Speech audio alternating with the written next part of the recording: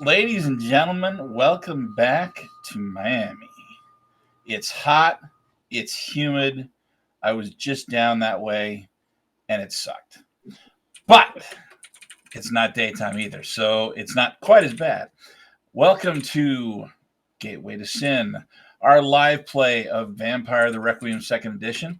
My name's Josh Wallace. I am one half of Angel Citadel, and I am your storyteller this evening.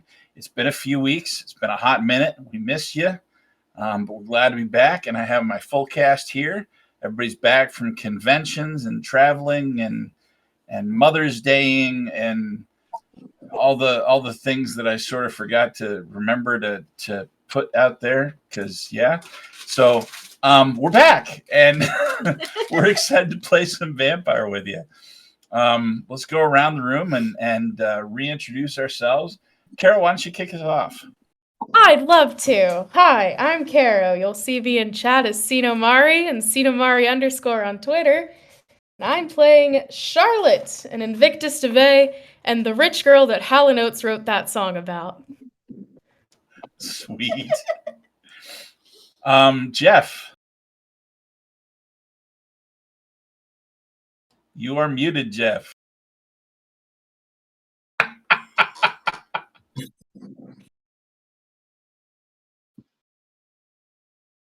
Obviously, I forgot I was muted. Anyway, hello, I'm Jeff. I am playing Storm, who is a Mechet vampire who is just trying to find a place so he can move out on his own because his deadbeat sire is not a lot of fun to live with. Mr. Rusty. Hi, I'm Rusty Robot. You can find me in chat as Rusty T Robot and also Rusty on the Robot _ between each word in the Angel Citadel Discord server. And I am playing Victor Rockwell, a Gangrel Invictus, who is currently wearing his, reversible hoodie, black side out, because somebody decided to concoct this whole story about him being a creep and following her from the bar. And it worked, and I got the information I wanted. It worked perfectly. I don't know what you're talking about. And he was able to somehow talk his way out of that. And last but not least, my other half, Joanne. I'm the other half of Angel Citadel, Joanne Wallace, and I am playing Kimberly McKnight, a Deva who is still looking for her order and going to be a rock star. We'll get to that a little bit later. Let's go ahead and recap since it's been, I don't know, half a decade since we played or something. Caro, what happened last session? As best as I can remember, we went to the student union to chat with as many people as we could find. Charlotte flirted her way into talking to a girl who knew Paul Dean, missing student's roommate. We found their dorm hall. Charlotte accidentally, on purpose, gave away Victor as a creepy man following her on campus. So he had a fun conversation with the security guard about it. We found a lot of information in the meeting room from the AV closet, where we found the video from that meeting room. Found another dead person who had an identical book as the one that we found in the dorm room. And Spider-Man'd it down. We had a conversation about whether or not to give the book back to the prince without reading it. I think we decided to read it. And from where we left off was talking shop. Prince making his rounds. I think Kimmy and Victor were going to the prince. Charlotte was going to watch the court. And Sage was going to find a boy toy to suck on. Yes, Sage did go find a boy toy to suck on. Kimberly did hang out with the prince. Kimberly and Victor hung out with the sheriff. Charlotte hung out with the prince. So, anybody have anything to add? Other details you remember?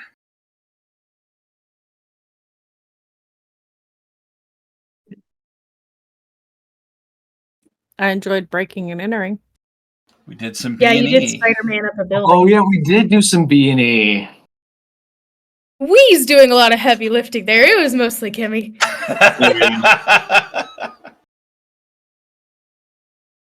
I don't know. It's tough to stand there and gawk, you know? Yeah, I worked really hard for that. You were keeping an eye out for trouble. Yeah, let's That's go right. with that. That's right. So you guys went back and found a home so that you escape the cruel, cruel sunlight. And it is now the following evening. It is Friday, and there is a concert tonight. Who? I'm feeling rock and roll and pop. What about you, Kimberly? Yes. So, you all wake up at whatever time you decide you want to wake up. The concert is going to be at a smallish 2-story building that's been carved out so that it's one room with 2 stories, small bar at the back, few tables, but mostly standing room only. It is owned by the collective fraternities of Greek Row at the University of Miami, and it is called Scylla's Den. Dust Crush has the stage from 10 p.m. to 12:30 a.m. So you are going to be there then, probably earlier to set up. Let's start with Sage. So you snacked on, as I recall, the kid from the student union, the birthday boy. Yeah, You made sure to give him a good birthday. it was nice. Where did you He go after was that? fine. God, I probably just left him asleep. He was alive when I left. I hope he's still that way. I then just kind of wandered around. I found some friends and stayed out until it was nearly dawn, and then I went back to my sire's apartment where there were blood stains on the sofa because he's a sloppy, sloppy mess. And I went to my room and closed the door and listened to music until I fell asleep. For those of you that don't know, that is Marley's Afterlife, a very reggae type bar down on the strip. And our friend Sage lives over the bar with his sire. So you wake up and it you notice immediately that there's something different today. So normally when you wake up, there's kind of a heaviness to the air. If you know much about South Miami Beach and that area, they party all the time down there, right? So you've got a heavy alcohol smell. You've got there's fishing and food and all kinds of stuff, partying, and all the sounds and smells and sights associated with that, right? You normally wake up to the stale aftermath of that, like cigarette ashes in an ashtray 24 hours after it's been put out. But today, you wake up and there's a very stiff breeze coming in off the southern end of the island that you're in, the point. And all of that is gone. It smells crisp. It smells fresh, different.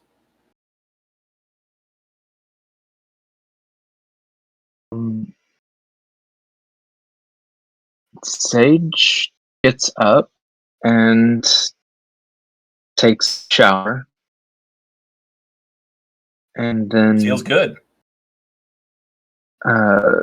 pulls on whatever clothes are still sort of laying around, and then steps out into the rest of the apartment and goes looking for their sire. He is sitting. So you two have actually the run of the bar when it's not open for business, because of the relationship that he has with the bar owner. He is sitting downstairs, not inebriated and not chemically altered, and he appears to be just reading a paper. You didn't know that he knew how to read.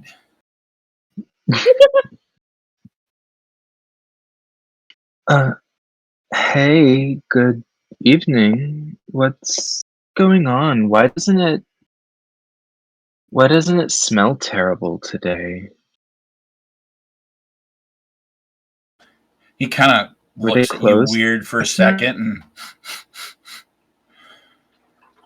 and wind's kicked up a little bit. New wind out of the south. Happens every once in a while. It's just odd. I've never been here in the morning. I like to think of it as morning. When it didn't smell like trash here. Well, I'm going out. I have an important mission for the prince. Yeah, I So, heard. You're on the up and up, it looks like. Good for you. There's absolutely no trace of sarcasm in that statement. there was a mess on the sofa last night. Did you clean that? Yeah, I'll get it. It got and there's kind of like this little Cheshire grin.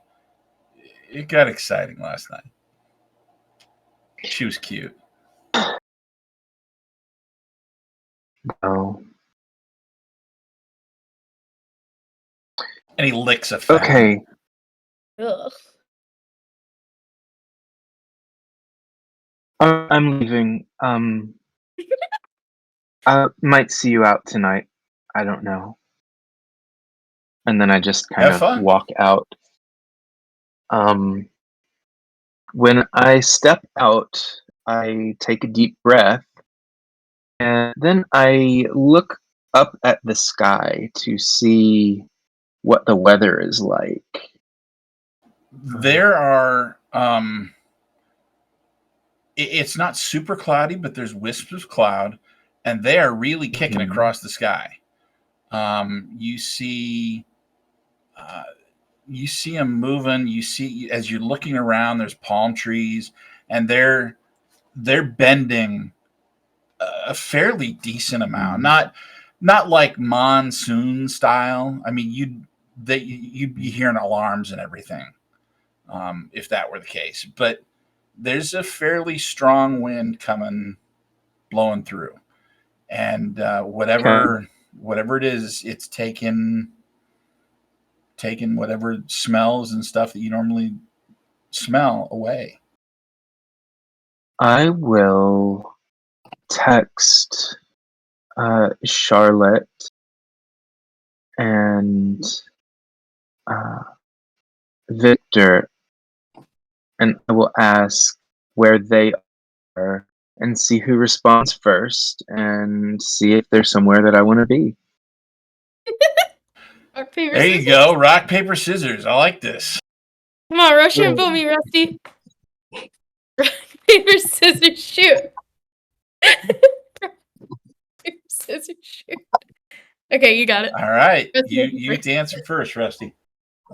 All right. So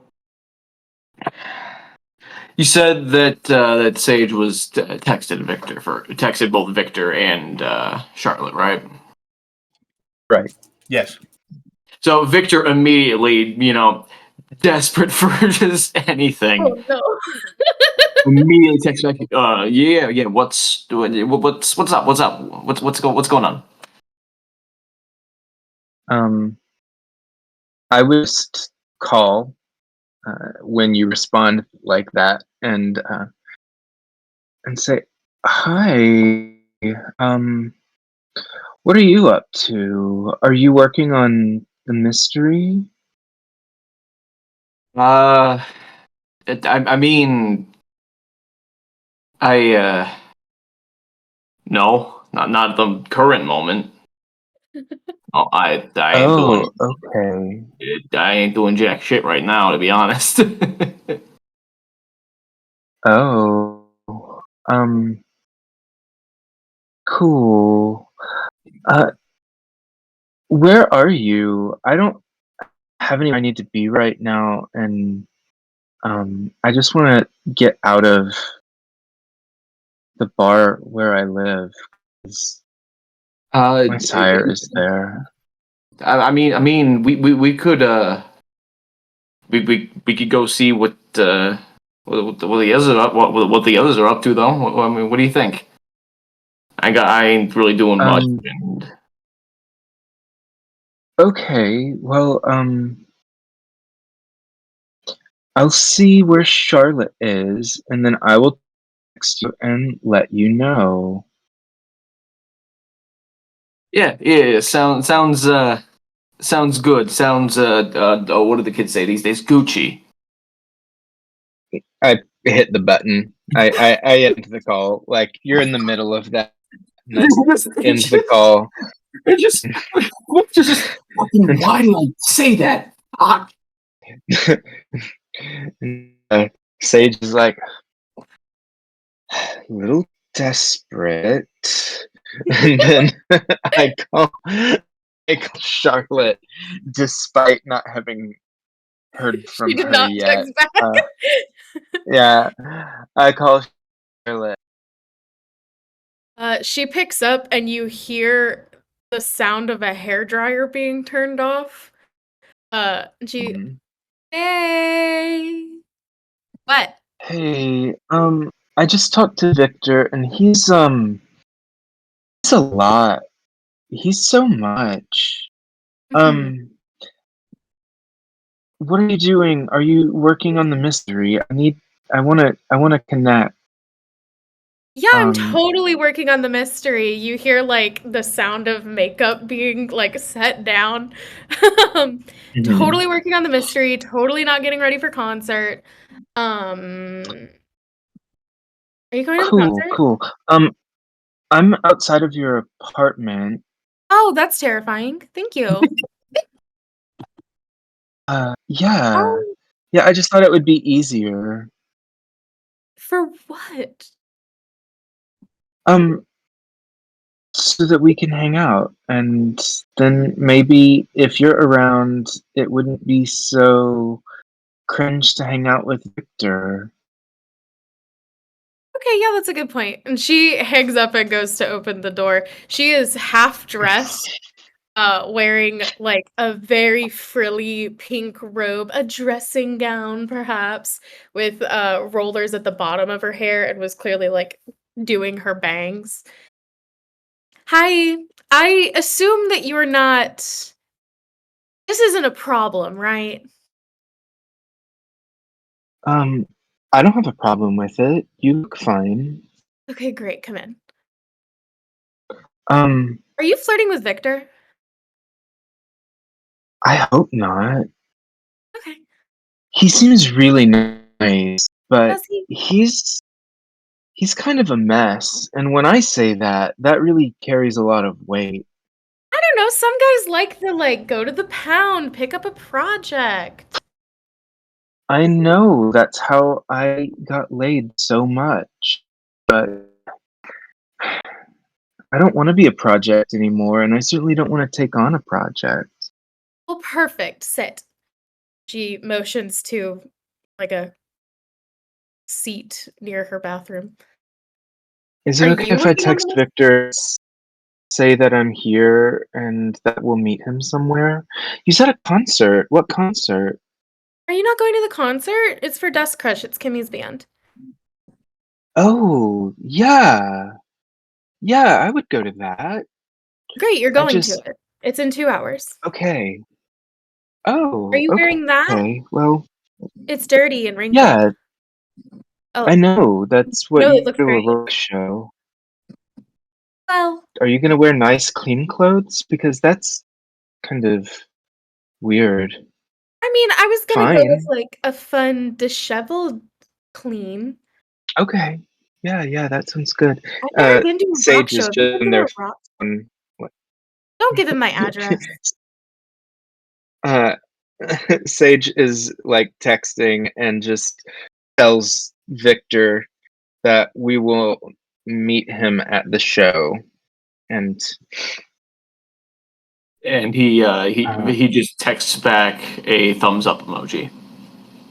okay. Aw, y'all are in love. Oh no. But he's very nice, and I mean, I'd hook with him, but probably, Yeah, you same. know, I don't have great standards when it comes to that. So I don't know what that means in the grand scheme of things. Um, go get ready. I'll I entertain am myself. currently, actively. She's, like, handing like, have you ever seen a scene in a movie where a mechanic is, like, handing the, like, mechanic's tools over for someone to hold? That is what she is doing with her makeup brushes and shit. Just like, "Here, Okay, hold this." Mm. that works. Sage is just looking at their phone and like, oh, I'm just putting, You are becoming just putting it encumbered by, wherever. items.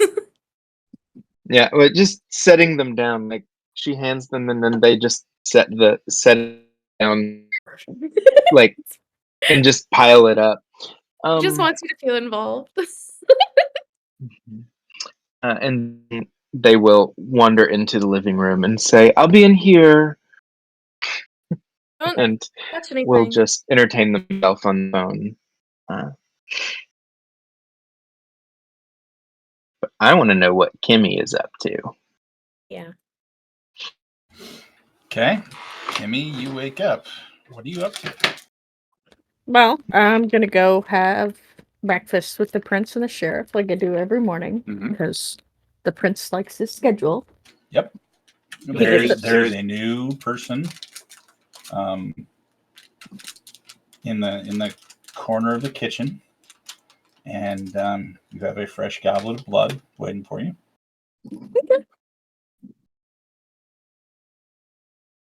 I'm gonna sit down and have my drink. I'll be having my concert tonight. Yes, that's quite lovely. I I would love to attend, but my dear, I apologize. I have some business with the Invictus that I must attend to. Will you be all right? Of course. I did manage to get you a little surprise. I hope you like it. I'm sure I will.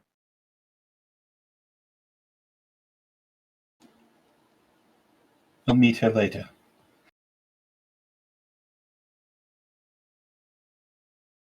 And he just smiles, like almost that almost smug, but I found the perfect gift kind of a smile.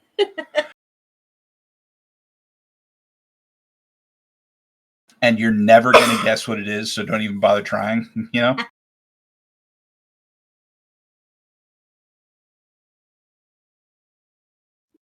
Well, I must confess, I did have a bit of an idea, and I would like to make a personal purchase request. Oh, Yes, I'd like to know if you could get a hold of get me a laptop, and I'm going to slide the specs over to him. I've decided that I'd like to start auditing some of the night classes offered at the college. I had an idea, and I can't really make it come to fruition without a bit of education. he reaches up and he strokes the short beard that he's got. Interesting. Very well. I can do that. Do I get a preview of the classes that you're going to be taking?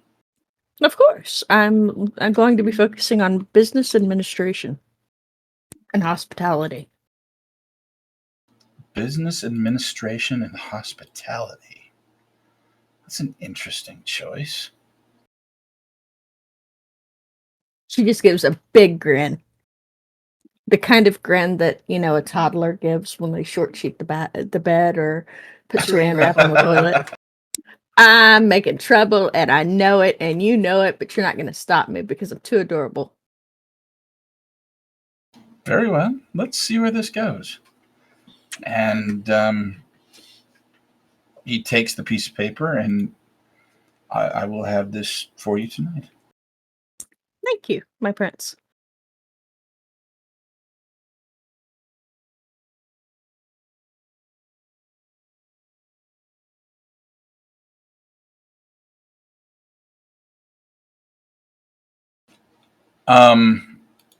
Conversation is very tame for the most part. There is a point where the sheriff mentions that Kimberly brought him book, or Kimberly asked for a book from him.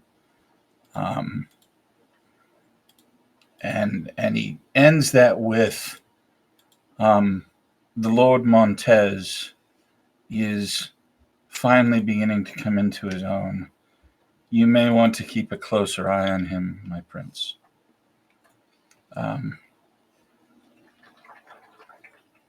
If he's anything like his grandsire, he will be quite the mover and the shaker in the concilium here.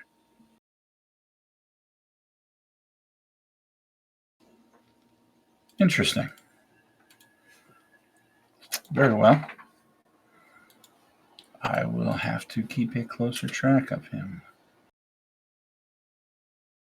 And you see, it looks almost like he's just making a mental note to do so, and they move on to other topics. I'm going to wait for a few minutes and go. And don't forget his favorite's dark chocolate with caramel.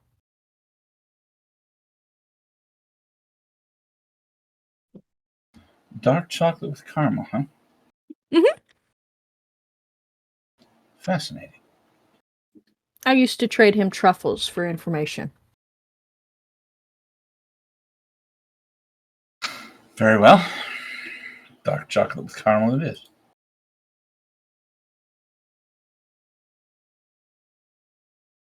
and he files that away. One of the things that you've found over your time with the prince, which admittedly isn't very long, it's months, not years. The man has damn near a photographic memory. He doesn't need more than 2 or 3 minutes with you, and he's got all of your minor details memorized. It's one of the things that's made him able to overcome the rumors about his ascendance in Miami, is that he is so personable with everyone because he remembers everything.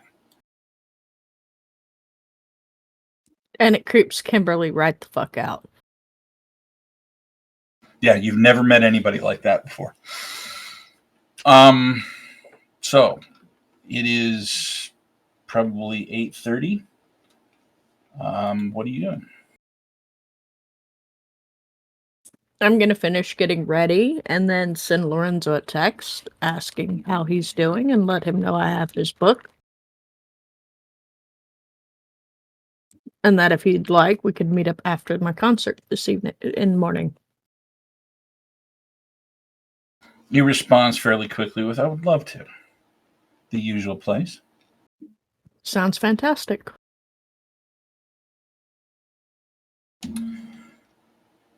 And then I assume you're heading over to the Scylla's den? Yep. Okay. You get there, and there is I don't want to call it a noise, because it's not that makes it sound worse than it actually is. But there are bands that when they first start out, they open for other bands. There are some that do that perpetually, and there's a reason for it. It's because they peaked at their talent, and this is one of those bands. Like I said, they're not horrible. It doesn't give you a migraine or anything, but it's certainly not somebody you'd actually pay to see. You head around back, and there's a couple of bouncers there. They immediately recognize you and let you through. You met them when you checked out the place before, and your band is already here and is already getting ready when you walk in. As you do, sorry to interrupt, but when I go past the bouncers, I'm going to hold up my phone and show them the picture. I have the images I have of Caro, Victor, and Sage, and let them know that they're welcome to come backstage to where they're not trapped amongst the others. The riffraff. The ruffians. Because I don't particularly want Caro to get squashed by a couple of these college kids. And that's going to be her excuse. Even though, Caro is a vampire, it'd say, well, she's kind of small and I don't want her to get squashed by these thug heads. Okay. They take pictures of your pictures, so they've got them, and that's fine. We'll let them back, and I'll make sure to distribute this up front as well. That way, if they come through the front entrance, we'll see them. So, thank you. Of course, Miss McKnight. Have a good show. Once inside, like I said, your band is in, already getting ready, restringing instruments and getting into their stage costumes. And almost before you can take a breath to say hello, a young man. He's probably 21. Just sort of appears in front of you. He's got a close cropped shaved head on one side with white hair, and the other hair is long and black and combed over the other side. His entire outfit is black. He's wearing gauges in his ears. His nose is pierced with a ring in it. Both lips with a snake bite. You see tattoos all over the place. And he's got this big grin on his face. Miss McKnight, how are we doing today? How are you feeling? Is it going to be a good show? It's going to be an amazing show you're giving it. Of course you are. Hello, Chase. Yes, it's going to be a fantastic show. Can I get you anything? A water, a soda, some alcohol, something, anything? A snack, maybe? I want what you're on.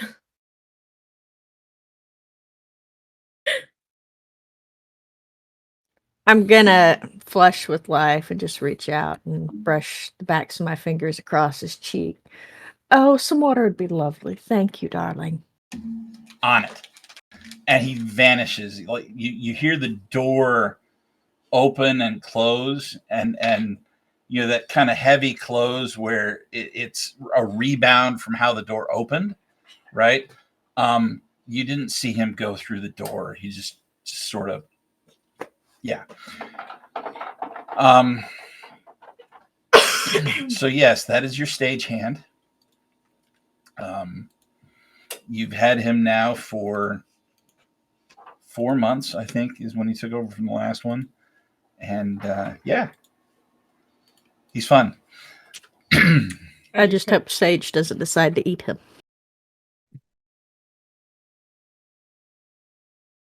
He doesn't aim to kill.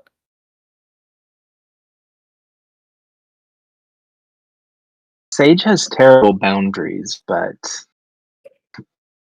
no, Sage has terrible boundaries. Who knows what'll happen? I'm gonna go around and greet the rest of my group. And then start getting ready myself.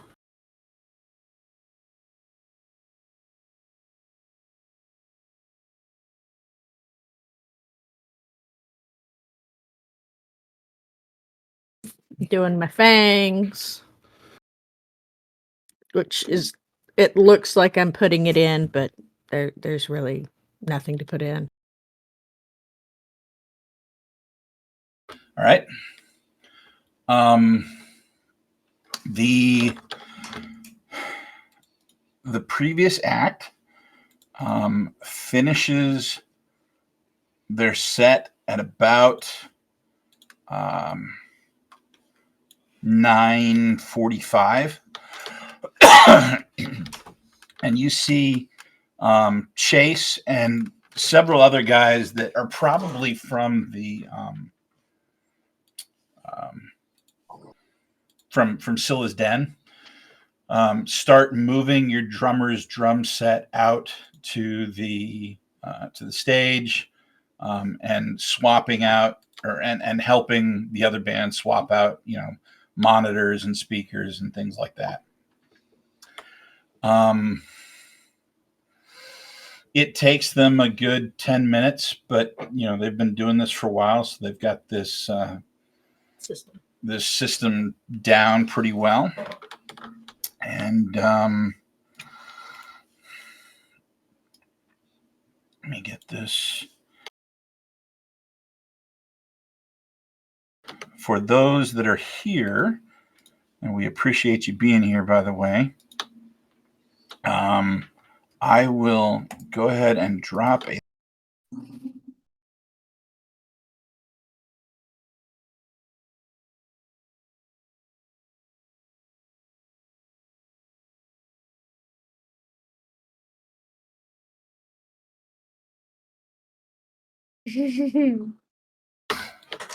So this is the set list for Dust Crush. You see a whole bunch of covers, and then they've got some of their own original stuff mixed in. Things that they enjoy playing. So to give you kind of a feel for who they are and what they do, and just in general, we wanted to make sure that you had some clues. So, the lights go down, and you guys go out on stage, and get ready to play. Now, in the interim, when are Charlotte, Victor, and Sage arriving at the club? If I'm being honest, as soon as Sage texted Victor that they were going to be, heading over to the show, Victor immediately got dressed, got ready, headed right there, just standing there waiting for both of them. Okay. So you get there. Are you going? You going to the front door? I'm assuming. Yeah, because he doesn't know that he's allowed to go in the back. I would say you wouldn't know any better. It takes you a while to get through that, and in the meantime, you're sitting there and you're listening to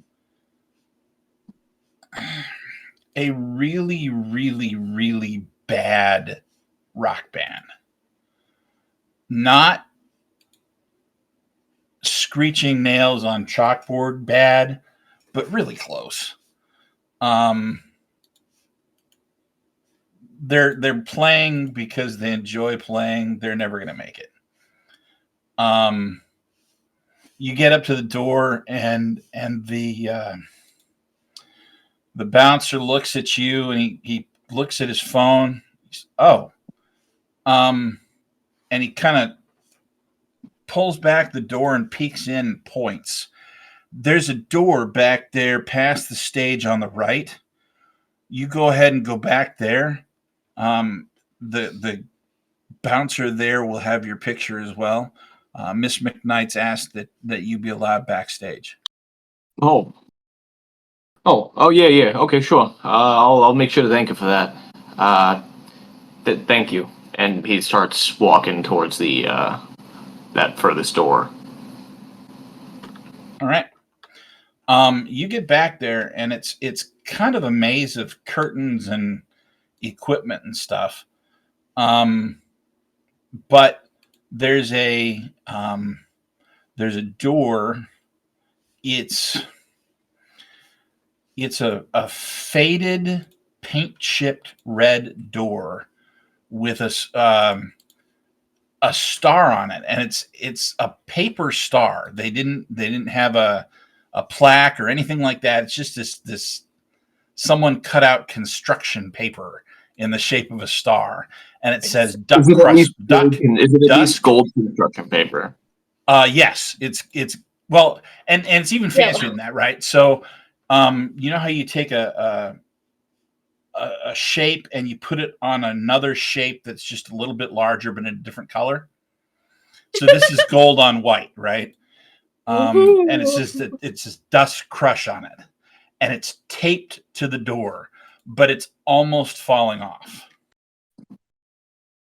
He takes a minute to fix the tape on the star before he knocks. Kimberly, it's Victor. You in there? You hear a very, very faint knock. I'll go open the door. It's Victor. Hey, yeah, and he's walking in. I fixed the star on your door. It was falling off. Yeah, it kind of does that. Chase is going to be sad that you took his job away. Who's Chase? My stagehand. Ah, right. You got one of those. Be nice to him. He's very excitable. Let me guess. He kind of when you're around him, he kind of follows you everywhere, doesn't he? My own personal puppy dog. Yeah, if I'm being honest, I got one of those myself. She's the unpaid intern because I can't afford to pay her jack shit right now. Oh no, Chase gets paid. Yeah, she's doing it for experience and college credit. Oh really? And Kimberly just wiggles her brow. Ew. No, no, fuck no. I love my cast. No. I sign it. She's going into the animation field here, Kim. And that was my career. So she's interning under me for technically. I just let her do whatever she wants. She sends me the paper. I sign it, letting her, her school knows that she's doing, hours and whatnot. Well, College now credit. she's got something that you can actually give her to do. Involves me. Yeah, I do, don't I? I gotta give her a call up one of these. I gotta call her soon. Let me know. Later. Yeah, later. But the others haven't shown up yet. Nope. Charlotte, Sage. Really quick, Victor pulls out his phone, and since he kind of fucking whiffed it with talking on the phone with Sage earlier, he's gonna pop a text over to Charlotte with just the guitar emoji and a question mark, and then where. You get back. This user has been placed on Do Not Disturb. Notify anyway. Yes. She sends back eye roll emoji, middle finger emoji, Oh and then God. waits a couple minutes and then says, "Be there in 5. Come open the door for us." Yeah. Okay. They're gonna be here in like 5. Oh good, you can let them in. Do I have to? Do I have to? She sends a kissy face emoji after you don't answer. Well, He just- I he have just to finish brings the getting thumbs ready up. because I'm expected on stage in 15 minutes. And she goes back to doing her makeup.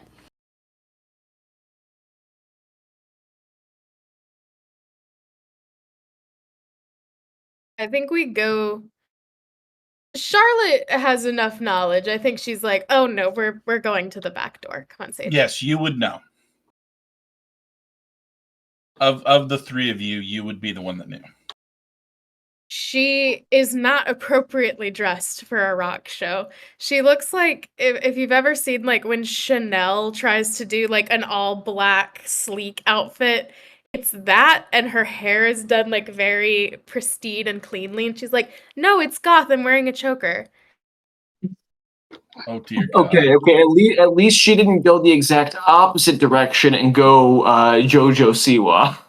No.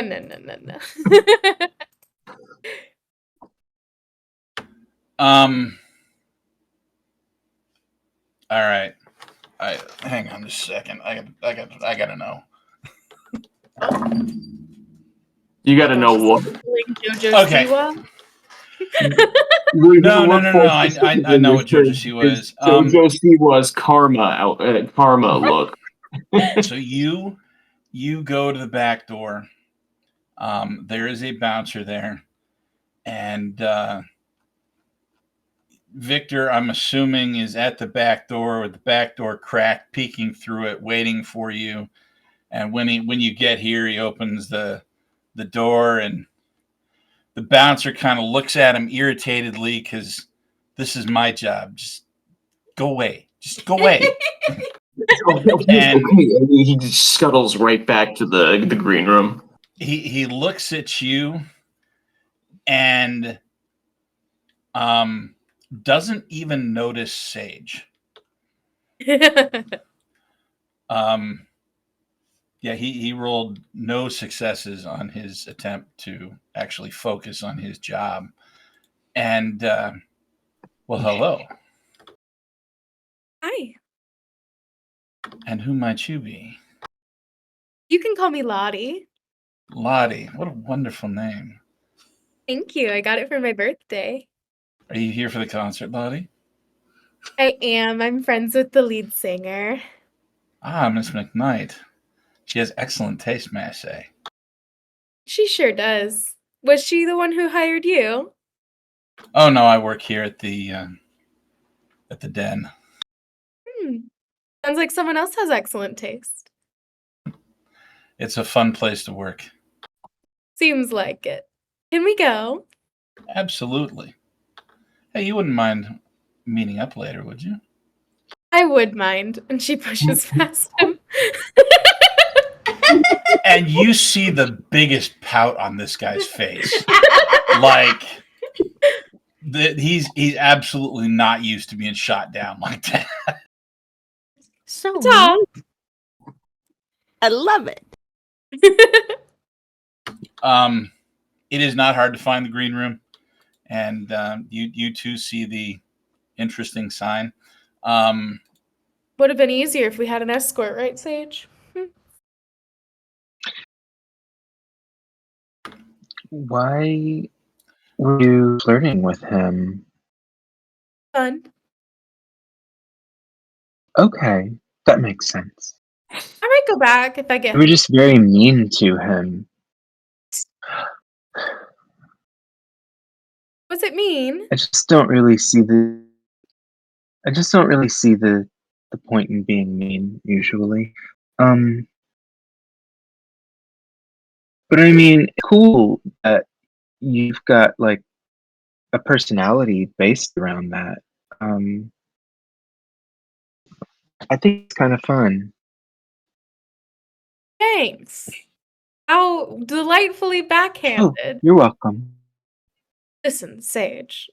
No, Hmm? no, I just No? I know other people that are mean, but they're like nasty mean, and you're like mean for fun. Mhm. I haven't really seen you be nasty yet.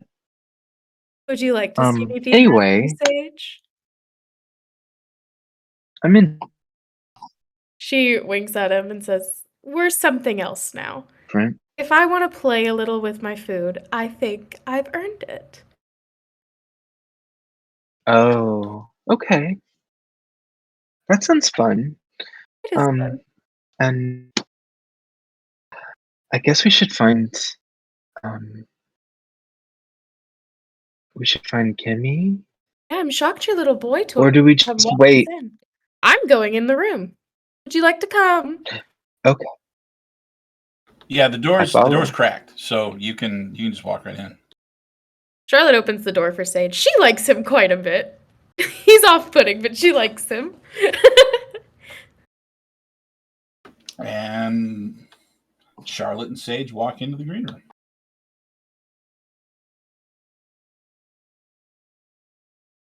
Oh, good, you What do made we it. find? You see Yeah. the four members of Dust Crush. Obviously Kimmy, Mhm. and then her drummer and her bassist, and her lead guitar. And there is I put a picture of Chase in the Mhm. group image chat. So he's in there. He's going around the room, making sure everybody's got water, making sure they're hydrated. Can I get you anything? Can I get you anything? He seems really excitable. Diet Coke, please. He's blushing like. Oh yes, of course. And he runs off to get that. And then Victor's there. There you are. Missed you. And he just waves. Are you okay? How long have you been here? Kim, how long have I been here? 22 minutes. Yeah, that. Oh, okay. So you must have headed over pretty early. Um, how long is your set gonna go? Huh? What was that? You broke up. Kimmy. Oh, how long is your set gonna go, Kimmy?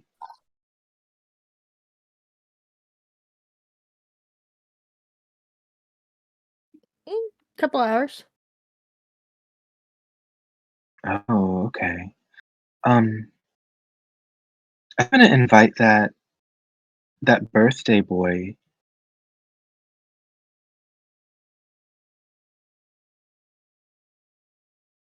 And I just get on my phone and start texting and like wander off by myself into the corner. Okay. The birthday boy. The birthday boy we met last Yep. episode. I know who you're talking about. All right. Throw that in the mix. Let's see what I happens. have no recollection of what his name is, and neither does Sage. I would say I don't think you actually got his name. I don't think you asked. I want to say his name was Jack. Or maybe Scotty. It was one of those big masculine names. Yeah, those are the two that I think of. I think masculine. Amy, you look nice. Let's make it Jack. Wait, come here, honey. You look nice. Who's she calling honey? You. Hi. You look nice. I'm giving you a Thank you. compliment. I was confused as to why you were calling me honey. Because I'm cute. Hi. Hi, sugar. Hi, baby. Chase starts drooling in the corner. What's up with that one? He's very excitable. I can tell. He's cute. Yes, Does he he taste- is. Could we give him a haircut? White boy dreads. Yeah, I don't love the dreads. That could be fixed. Yeah, if I'm being honest, I ain't a big fan of it either. Chase. Chase. He gets up and he comes over. Yes? You would look so cute with like a little bit lighter, less dreads, but keep the white and the black on top. Almost like a mohawk. That would look so cool on you. And you see him kind of do some self-reflection, and he looks at Kimberly almost for approval. I think Right, you would Kimmy? look quite handsome in that. Oh, well, I mean, I guess. You don't have to if you don't want to. I just think you would look very attractive like that. Who's my handsome boy? He's not a pet. He What? smiles at you like it's the sun coming up. You know what I mean? Aw.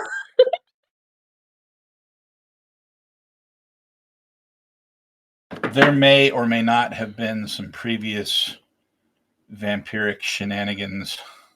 Uh-huh. Kimberly's gonna reach out and just kind of run the back of her fingers on his cheek. Yeah, I agree. You would look so handsome like that. Why don't, while we're out there playing and you have nothing else to do, you go take care of that for us? Can I do it? As you run the back of your hand over his cheek, he shivers. I mean, if it's okay with Miss Kimberly. Of Miss course. Kimberly, can I do it? She does a fantastic job on hair. I trust her. And he will let you do it. Excellent. And Kimberly's going to finish getting ready to go out on stage because, yeah. All right. Even in mortality, we're tied to the clock. That's right. So 10 o'clock. There is this building is coded for 300 people. There's probably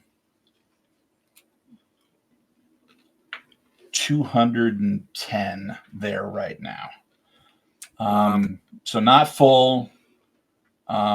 You're almost wondering if some of them didn't leave based on the act that came before. You didn't set it up, so you didn't really have any choice in the matter. But you take the stage and you start into your set. So let's do. I like to retcon that when I was talking to the bouncer before, I also gave them the picture of the security guard who's supposed to be bringing his daughter to the show. Yes, excellent. I didn't want to forget him. Close that thread, baby. that is Hank and Charlene Neighbors. Yes, I came up with a name specifically for them because they're going to be there. All right, so we're going to do our first roll of the night, I think. And Kimberly, why don't you give me a presence plus expression.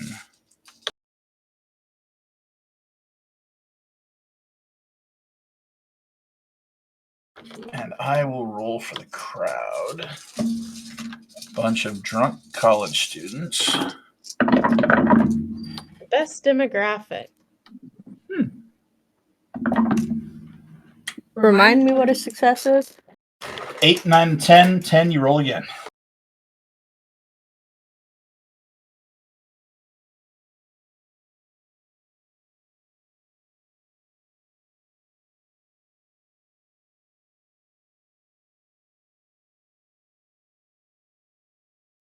If I roll 10s again, do I keep re-rolling them? Yes, you do. Okay, I started off with 7 successes. I had to re-roll 4 of them.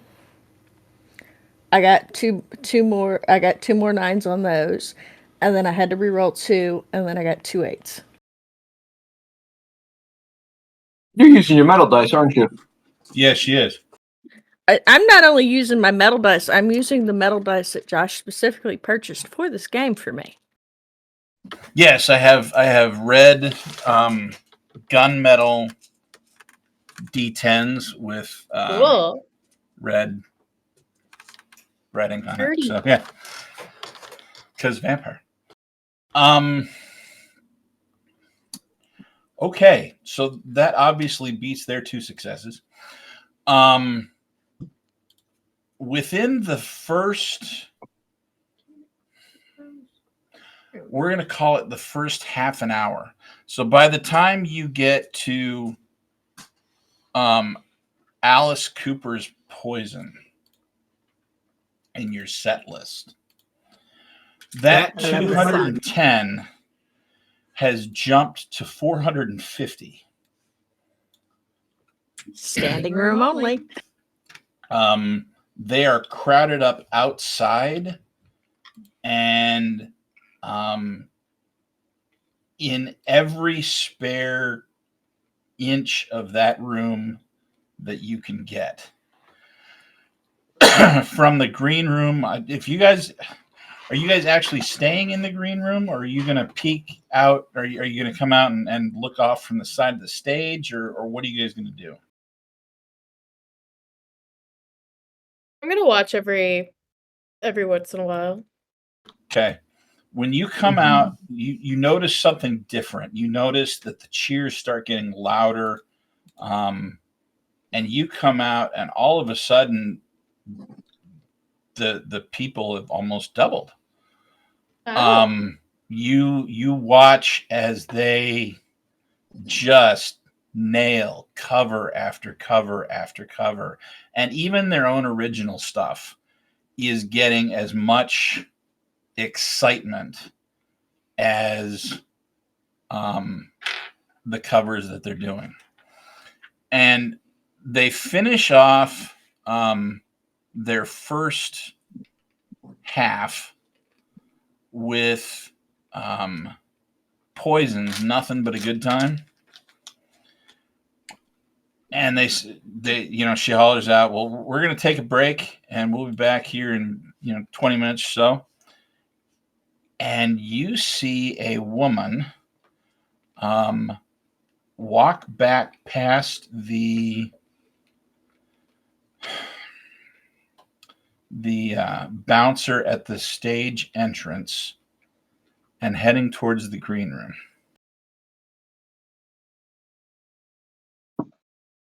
Do I recognize Anyone? her? You do not. Anyone with you also sees it. She's not making any effort to hide. Does she seem like a kind or a kindred? She looks like human, actually. I'll go follow her. Sage, are you with Charlotte? What? Are you with Charlotte or sorry, are you what with was your your- boyfriend? I am probably in the front of the room watching the performance. I think Charlotte's gonna like tap Sage. Victor's kind of right there, right? It was right behind Charlotte that whole time there. Did you see that Okay. woman? Yeah, no, I saw her. You watch as she walks right into the green room. I'm gonna go back in there. Kimmy's still on stage, right? She's getting off now. Okay. I'm gonna go into the green room following this woman. I'm gonna stay and wait for Kimberly to come towards the backstage so I can tell her about what's happening right now. Okay. Sage would follow Charlotte. Okay. So, Kimberly, you run into Vincent on your way back to the green room. Okay. Who's Vincent? Victor. Victor, yeah, that. The other V. It's my fault for having two characters with the V's with their names starting with a V. I have entirely too many names to remember. It's not fair. It's VIN and VIC. Victor, you run into Victor. Yes. Hello, Victor. Did you enjoy Hey. the show? Yeah, no, you were fantastic. So we saw a woman walk back past into the green room. Charlotte went to go follow. Okay. I feel like we should probably check it out too. No, considering she went to my room, that's where I'm headed now. Yeah. Charlotte, Sage, as you follow and you walk into the green room, you get there right as she walks in, spins around, and sits down in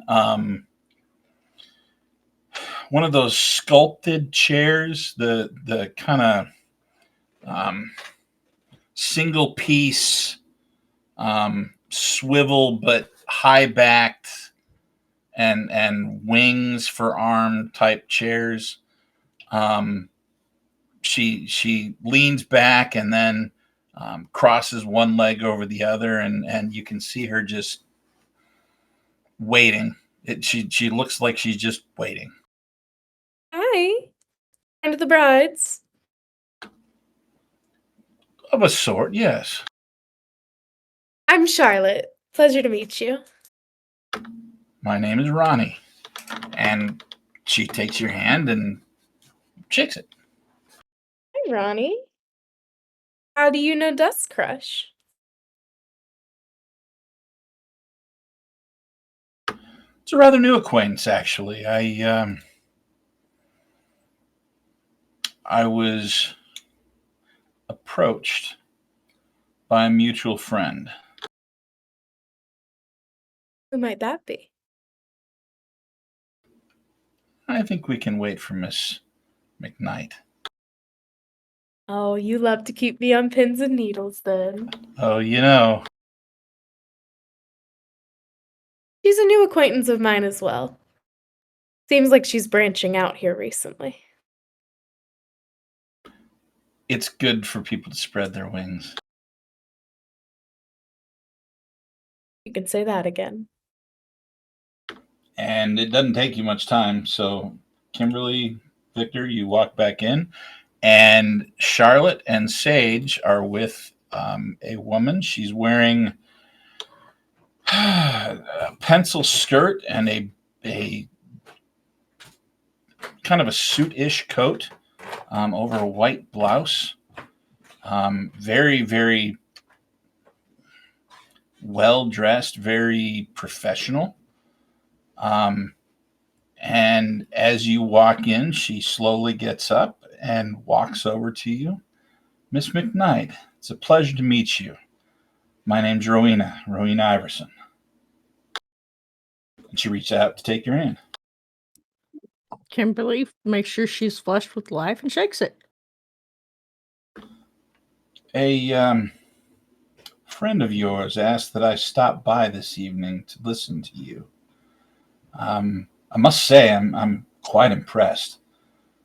We don't normally see new bands of your caliber here in Miami. We haven't in the past several decades, actually. She pulls out a business card and hands it to you as she's talking. Right across the top, the logo is KROK 101.6. It's the local rock station.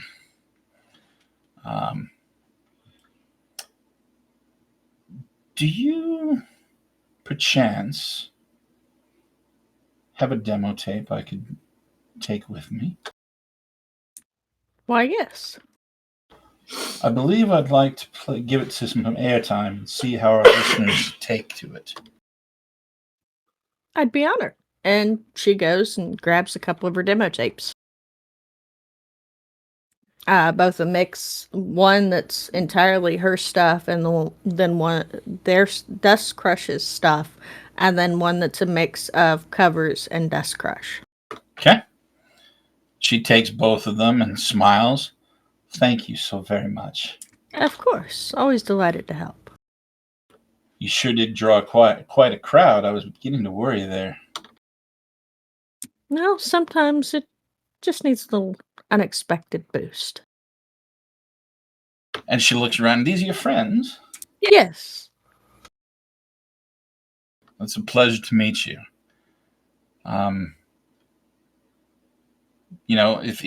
If you'd like someday, feel free to come by the station. We'd love to give you a tour. We'd be delighted. Perhaps sometime real soon. I won't take up too much of your time. I know how short these breaks can be. And as she says that, Chase is back in the room. None of you saw him come in, but the door kind of flies open and then shuts again. Miss McKnight, you need some water. And he literally puts a bottle of water in your face.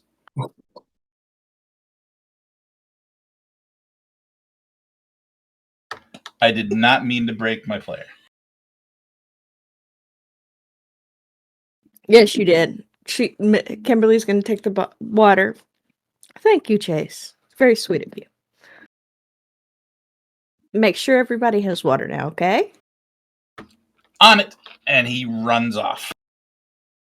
Come to me when the break is done. I'm still cutting your hair. You hear a very faint, yes, ma'am. I do love the sound of that. Isn't it fantastic? That's very nice. Is he... We can talk about that later, but he must... I want to learn how to do that.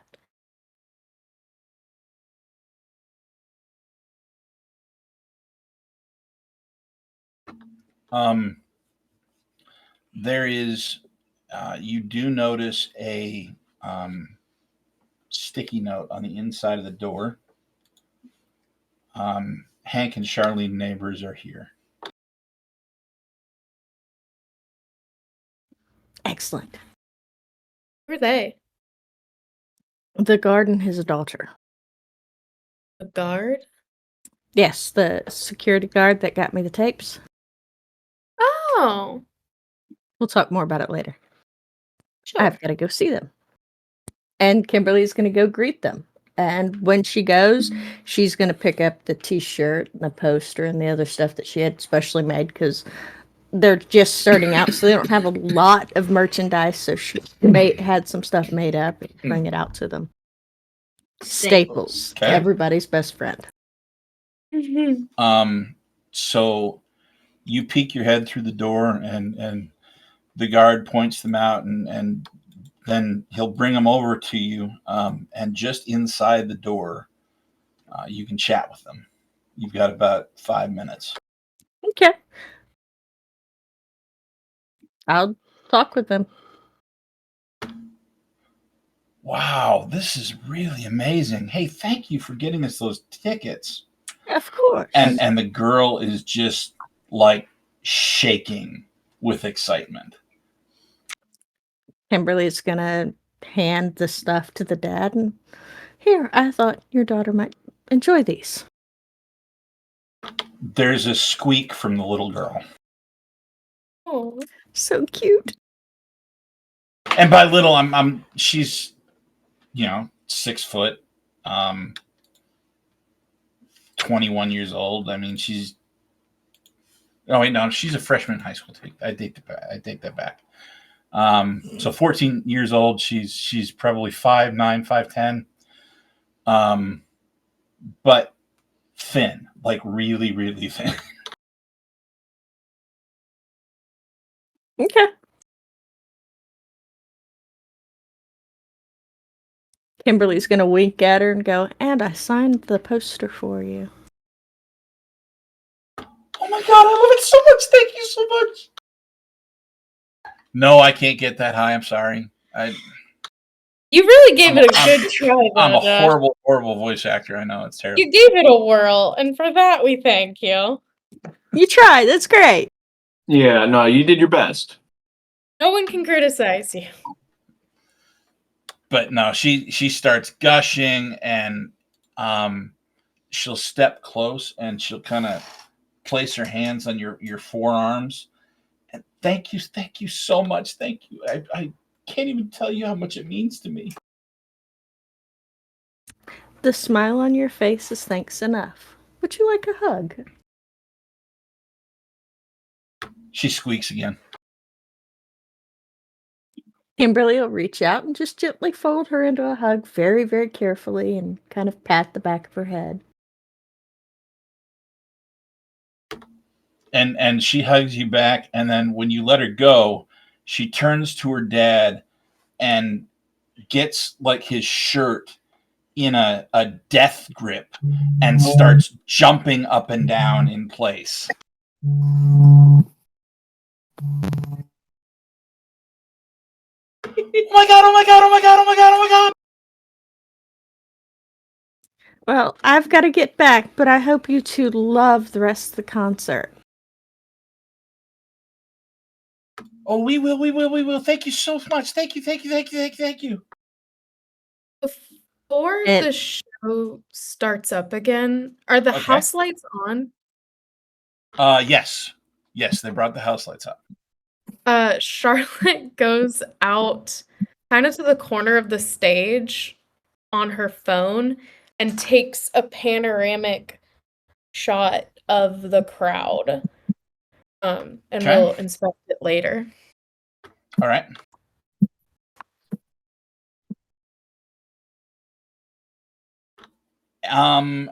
You know what? As you do that, give me a perception check. Okie doke.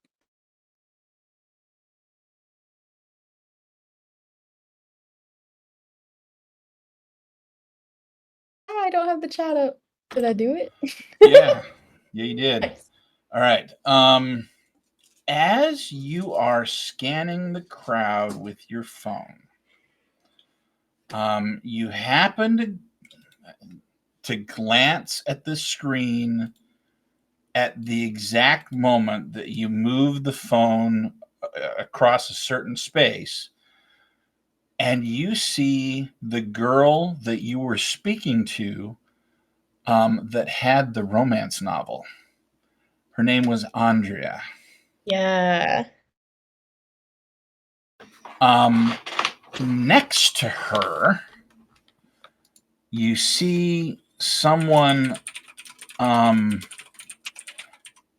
chatting, or at least looking like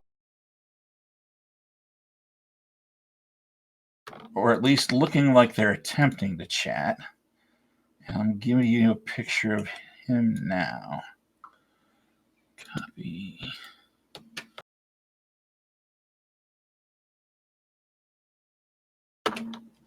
Oh, hello.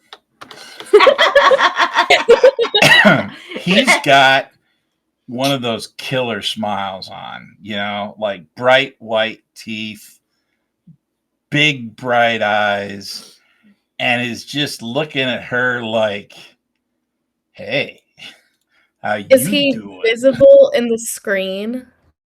Yes. Okay.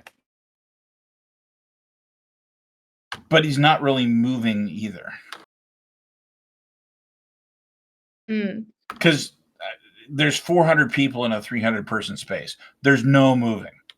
Like there's nowhere for anyone to go. Yeah. But the camera's picking him up normally. The camera is picking him up more or less normally. You do notice the expression on her face is almost one of discomfort. Ooh, Charlotte's getting down there. Okay. And that is where we will break for our session. So we'll be back in about 15 minutes, folks. We appreciate you hanging out with us so far. We're having a blast, and we will see you back here shortly for more fun in Vice City. Thanks.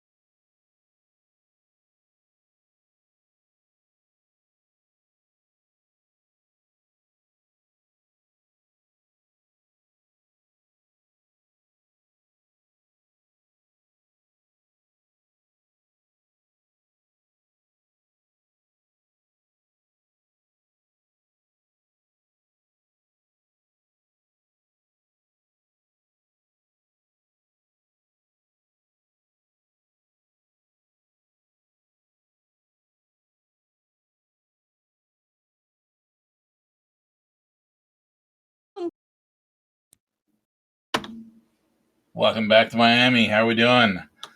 We appreciate you being here and hanging with us, and we are going to jump back into a concert as Kimberly McKnight and the Dusk Crush walk back out on stage, feeling Invincible and covering a Skillet song there. So you look out, Kimberly, you see you see Hank and Charlene Neighbors. They're about 15 feet from the front of the stage. Look like they're having a good time. You see off to the side Rowena Iverson, the radio station representative that you met. And she's looking very pleased with how your set's going. Now, you had Charlotte. You had used your phone to do a scan, a panoramic photo of the venue, and you saw something that you didn't particularly like. So tell me what exactly you're going to do about it. Charlotte was like kind of on the side of the stage while they're, sweeping and cleaning and getting ready for the second act. And she goes backstage and down the stairs to like the actual venue space, and starts slowly making her way as best she can to where Andrea and this gentleman were. Okay.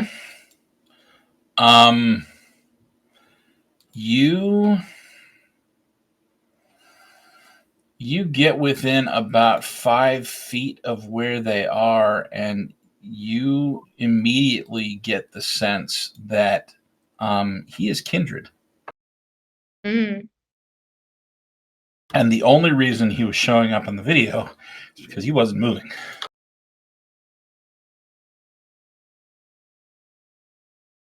Do I know anything about him? Like, have I met him before? You haven't.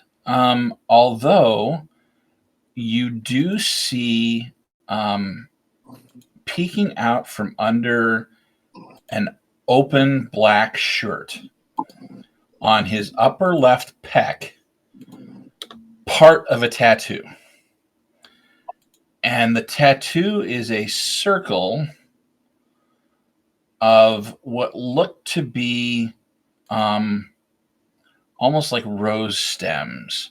So woven together and thorns sticking out everywhere. You recognize that as something that you've seen, or you've heard rather. Some of the Circle of the Crone get that tattoo as a identifier, if you will. She pushes her way further through the crowd and sets up on the other side of Andrea to where the guy is, and puts an arm around her and goes, "Andrea! How interesting to see you here." She looks up at you, and it takes her a second. But she kind of gets this little half smile. And, is that you, Lottie? It is. And she kisses her cheek, and like looks over her shoulder at the guy. "And who's your friend?" Oh, this is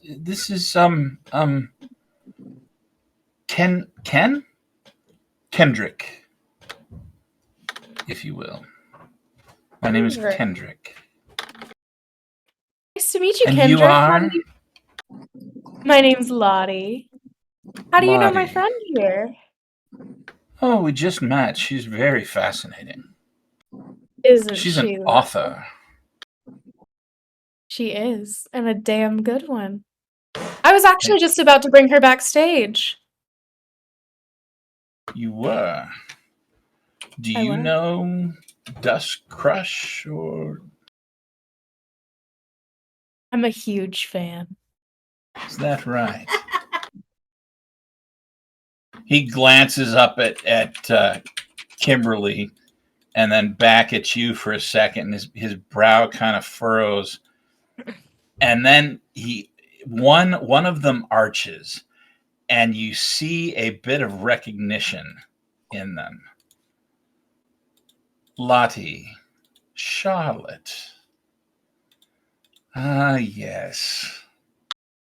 My reputation precedes me. I've met a friend of yours. So I've heard. She makes her way around. She does. Does she still wear my lipstick? No, that was washed off immediately. Looked good on her. I haven't seen you before. I don't normally come to parties, but I was there. I saw you. Wouldn't be the first. Come on, Andrea. We have a green room for you. Andrea, it was a pleasure to meet you. I look forward to perhaps seeing some of your work on the public market. And he flashes her a winning smile, and you can see she's still, I mean, she's grateful for the compliment, but she's not really, she's not comfortable with this guy. And she lets you lead her away. I don't know where my friends went. There's so many people here. It's all right. You found me. Well, who were you here with? A couple of the girls from the dorm. They invited me to come see Dusk Crush, and I hadn't been to a concert, so I figured I'd go. You know, the whole college thing, and well, then it got so crowded. Are they all this crowded? I think Kimmy draws a particular brand. Who was that guy? I don't know. He just sort of showed up. Was he asking you anything? My name and if I was a student and what I was studying, and he told me some of the books that he liked, and we were chatting about literature, but he felt kind of off. What kind of off?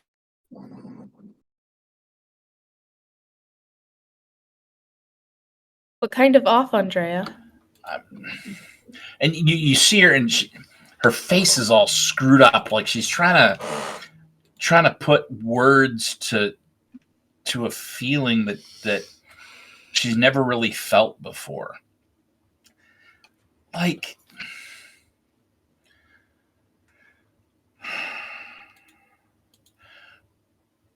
going to a masquerade ball and the mask is too big for your face and it slips off and kind of hangs there. And so you're only half hidden.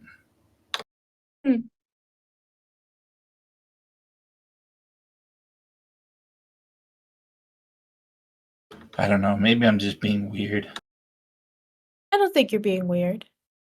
I think you're an attractive young lady that a semi-attractive young man was chatting with. But now you're backstage with the rock stars. And she realizes that you've walked her backstage and she didn't notice. Oh my God. I'm backstage. How did we? And she points at the door, and the door's closed, and she looks absolutely confused. Do you not like it? No, and she looks up, and the bassist for Dust Crush is like 15 feet away, right there. And she starts fanning herself. They're kind of hot, right? I know. Maybe you could talk to them after. Do you think they'd talk to me? I think anyone would talk to you.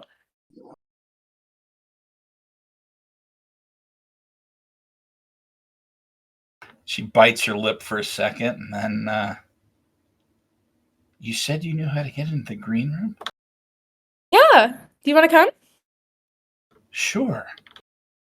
She wraps an arm around her shoulders and is just walking her through. Did the guy ask you anything about Paul? Or anything? She shakes her head. No, it was just us talking about us and interest and stuff. I think he wanted to ask me out or something. You didn't seem comfortable.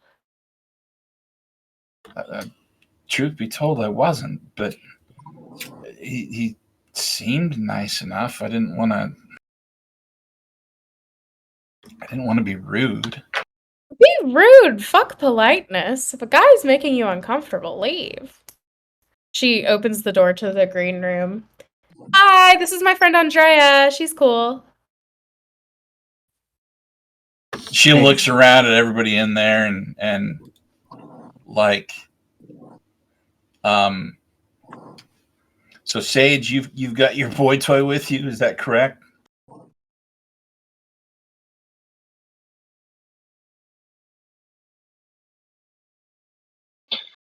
I don't know. Did he show up? Yes, he did. Let me see if Sage remembered to pay attention and find him. Well, roll for politeness check. Yep. Give me 2 seconds. And as an aside, as you walk back into the green room, Charlotte, you find, oh crud, Chase, and he's looking at you expectantly. Oh right, Andrea, I'm about to cut his hair. You're about to cut his. Yeah. This is a green room, right? Not a stylist. I mean, a green room is where you get ready. We can't let him go out with those white boy dreads. Yeah, we've got to fix his white boy dreads. Sit, Chase. Oh, and she hops okay. up on the counter and like points to the seat for him. And Andrea kind of just slinks over the couch and sits down, looking not uncomfortable but awkward. Like she's not quite sure what to do. Is there water? Yeah. Kimberly's gonna hand her a water bottle and give her a wink. It's nice to meet a friend of Lottie's. If I'm on the set, then how is the bassist on? The bassist is out there. Everybody's bassist out was on the set. Stage. We walked Yeah, past. you're all playing. Okay. Late. She's late to the show.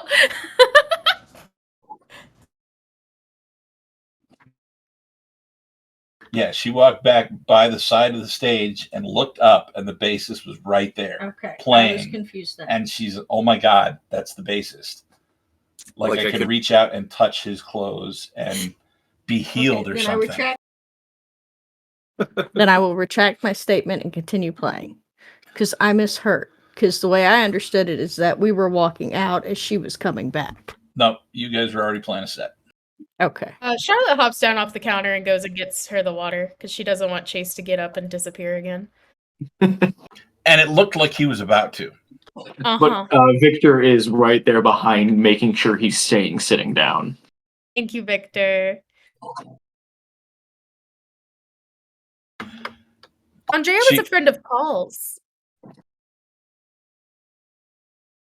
She brings it up for the room as she starts to cut this disgusting hair.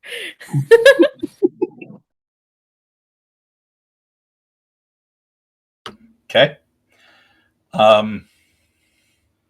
Those of you that are in that room, remember Paul being one of the 2 students that is missing.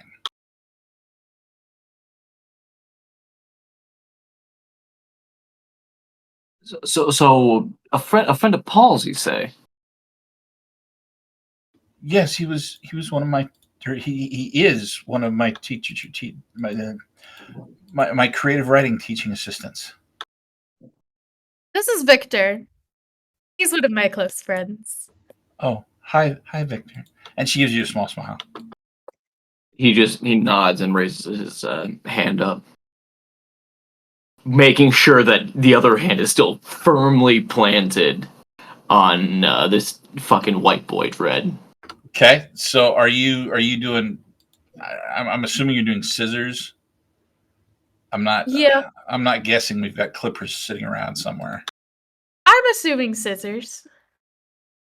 All right, so you pull out some scissors and you go for his dreads, and you see the briefest instant of panic cross his face. Are you okay, honey? And then it's like, under his breath, Kimberly said it was okay. Kimberly said it was okay.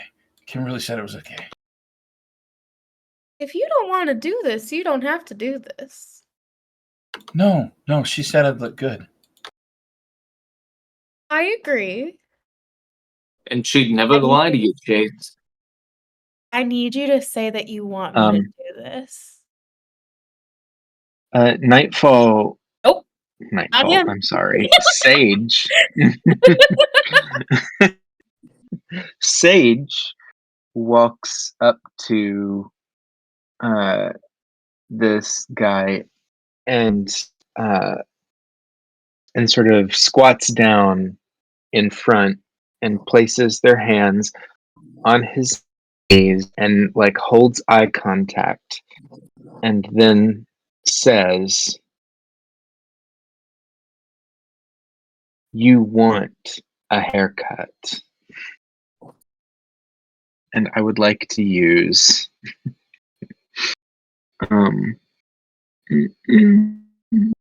mesmerize, I think. Yeah, mesmerize."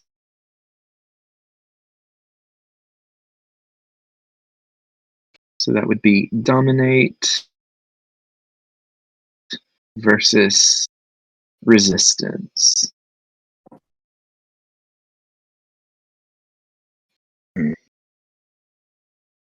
Right? Is that how that works? Yes.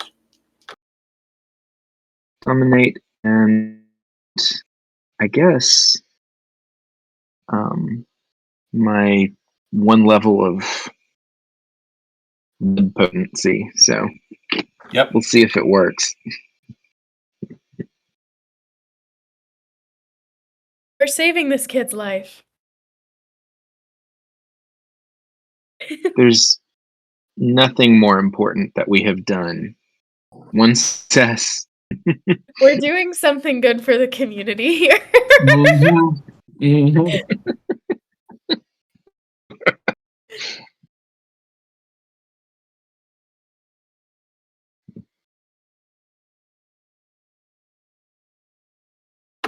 All right. I'm assuming you rolled that in here. Let's see here. Yeah. Yep. I got 1 Okay. success.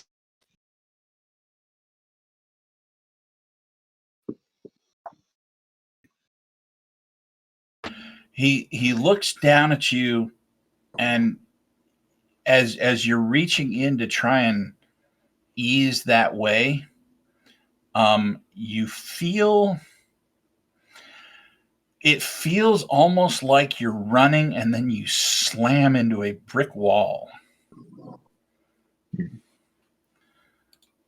And then he looks up at Charlotte and says, Kimberly said it was okay. Go ahead. Consent enough for me. And she starts cutting.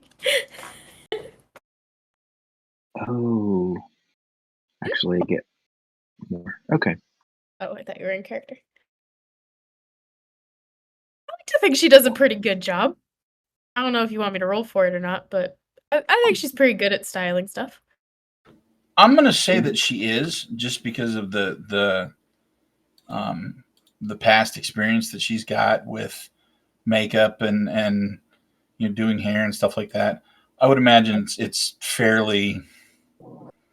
I don't know. This routine is quite the right word, but no, this is normal. She corners men and cuts the hair a lot. Just at random. I'm going to cut your hair.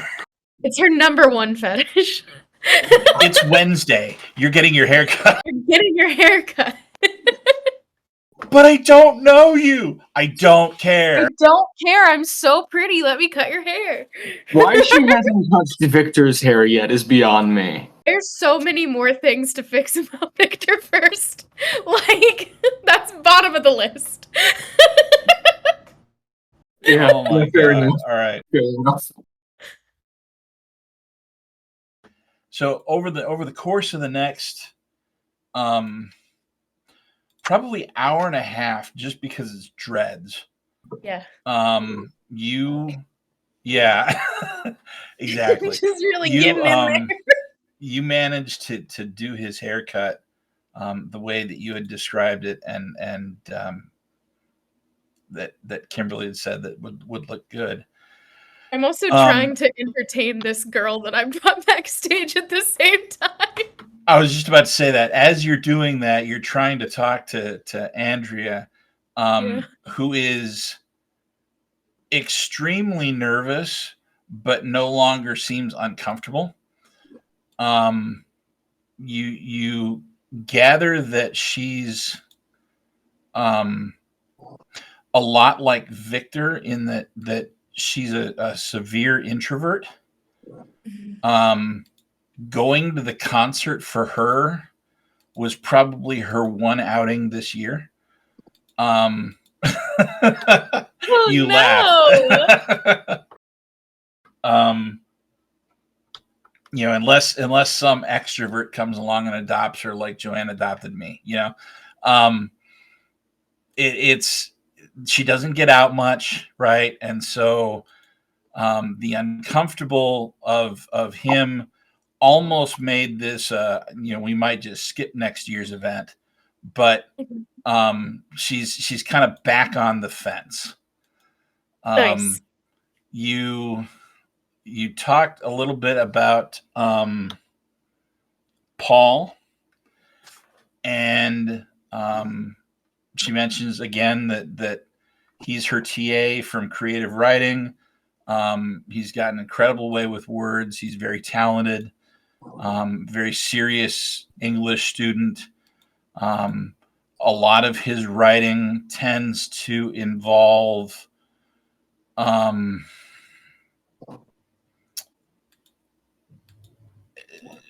ancient, but medieval Scotland and England and Ireland as a setting.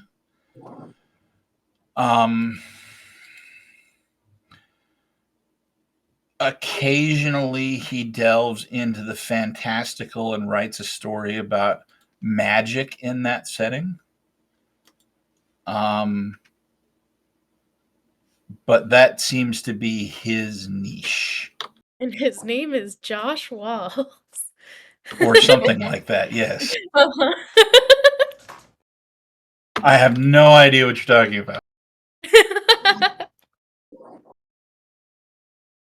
So yeah, concert goes on, and it's pushing 1:00 right now, and you're you're through your set, and you now have an audience of nearly 500 people, including the ones outside, that are screaming for encore pieces.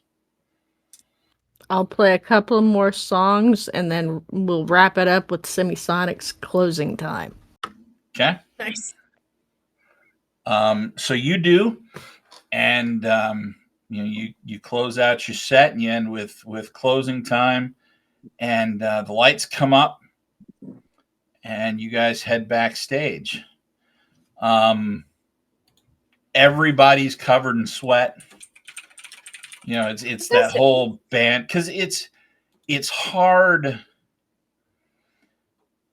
It's hard work. I mean, yeah, it's fun, and you're playing music and doing something you love, but that doesn't mean it isn't work. So they're coming back, and they immediately go for the water. They don't even bother with Chase, except you, Kimberly, notice that he's got a different haircut when you come back in. The Mohawk? The Mohawk. Yeah. I'm going to go over to Chase and I'll run my hand over the Mohawk and then down the sides of his shaved head and goes, "Oh, it's wonderful. I love it." And then kiss him on the forehead. He shivers like it's that hit of a drug, right? So yeah, that's he's got a big old grin on his face now.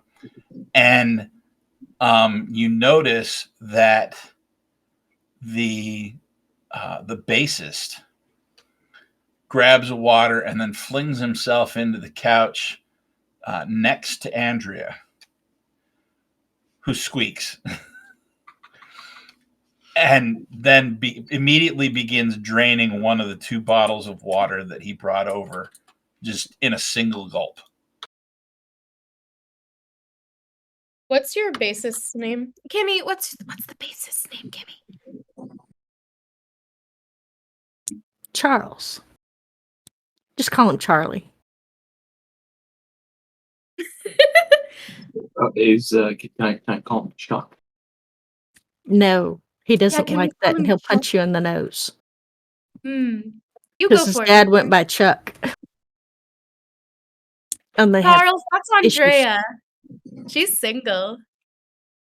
Fascinating. So am I. And he turns and he looks at her and flashes her this winning smile. We should talk about that. Let's find out what more we have in common. Would you like a water? And he holds out the other bottle. And she's immediately goes beet red, takes the bottle, like just gingerly takes the bottle. Thank you. And they start talking. The entire rest of the time that you're there, neither of them pay any attention to anybody else.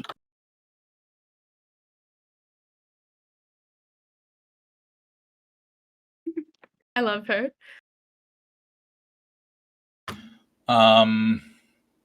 Let's see, what else?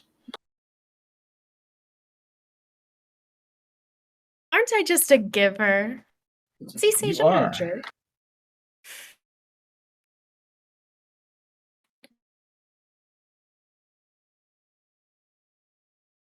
I'm not mean, Sage. Look what I did. Should win a Purple Heart. Okay. You see, as you're coming back from, I'm gonna back up a second. As you're coming back from the stage, make a perception check.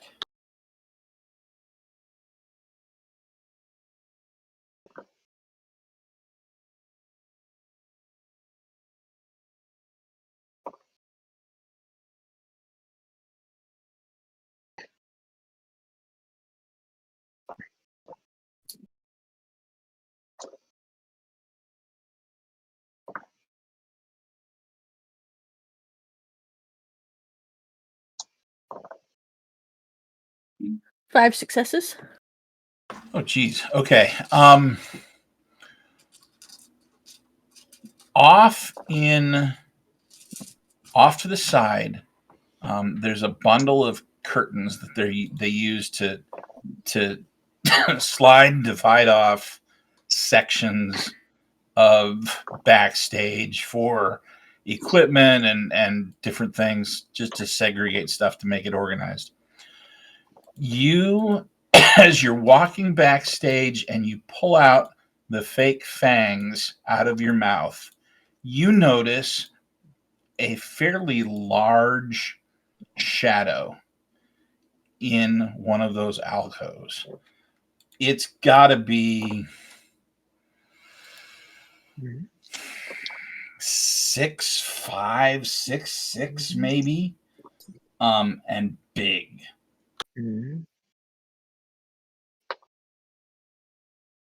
Okay. I'm gonna, seeing that shadow, I'm gonna sniff the air. What do I smell?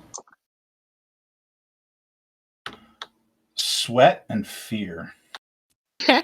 I'm gonna, take the fangs out and kind of take my hand, scrape it on the top of my mouth. Ugh, that stuff always leaves such a nasty residue. Okay. You walk past that area, going towards the green room, and nothing happens.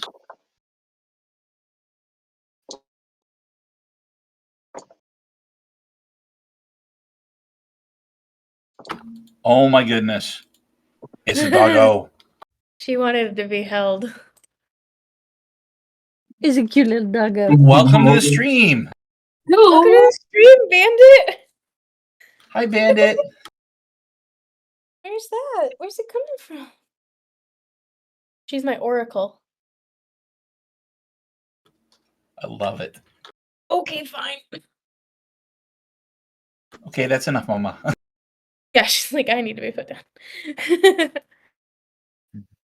So yeah, you go into the room, and then everything else happens that we talked about.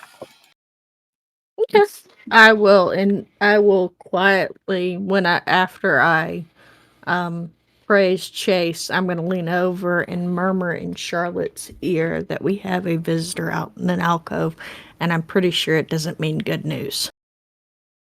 You want me to kill it? No, I think we want to find out what they are first. I saw a Circle of the Crone kindred earlier. Disturbing. Kindred? Weirdos. I like their primogen. But he was chatting up on but this one Discord was human. Oh. I'll go check it out. I'm bringing Sage. Or Victor. Which do you think is better in a fight?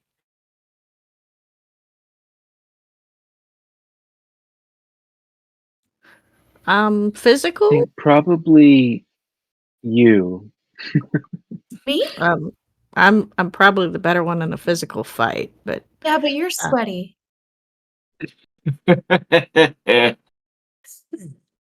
I reach up and I wipe a finger down my cheek and hold it out, and Charlotte realizes that it's just water that she sprinkled on herself during set. You little tricky bitch. Do you want to come with me? Yeah, let's go say hello. Okay. I'm kind of hungry anyway. Same. I cockblocked myself again. Can you believe it? Yes. You can. She loops their arms together. Okay, let's go kill the big shadow thing. Sounds like fun. As they're leaving, Victor looks over to Sage, looks over to what's her name? The girl that Charlotte brought backstage? Andrea. Looks at Andrea, looks back at Sage. Does Charlotte know that she just left her girl here? I trust you two. And her girl's talking to the bassist. Yeah. Did we lose Jeff? Jeffifa. Yes, it does look like we lost Jeff. Oh no. Say something, Sage.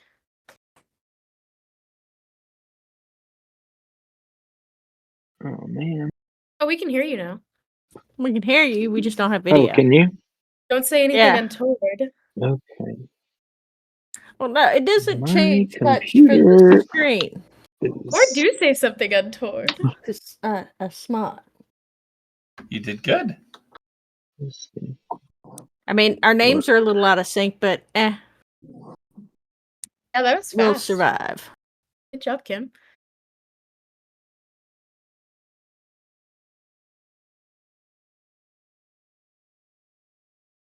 Hmm. There we go, we're back. All right. Or there he is. There we are. And I didn't have to fix anything. See, is that Yay. handy? That's amazing.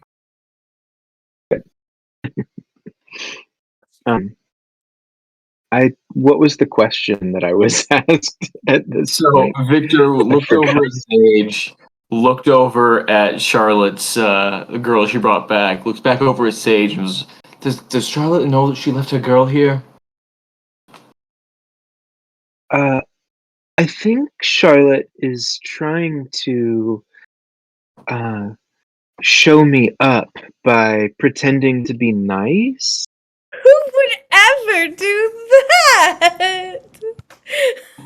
But I'm just gonna let her have this because Andrea seems sweet and kind of pathetic, but sweet.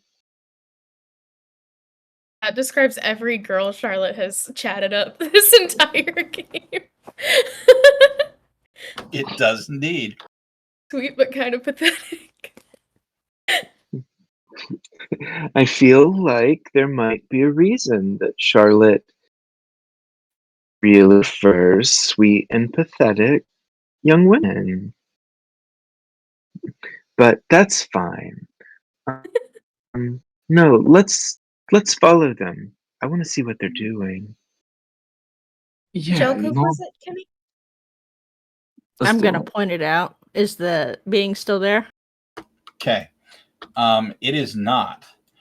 You do, however, see the door that leads out to the main venue floor closing.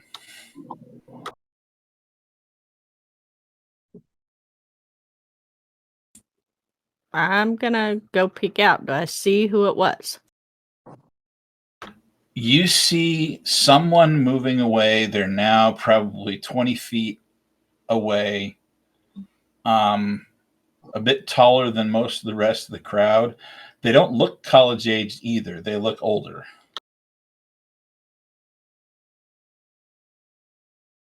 I'm gonna follow after them, kind of like throwing elbows to get through.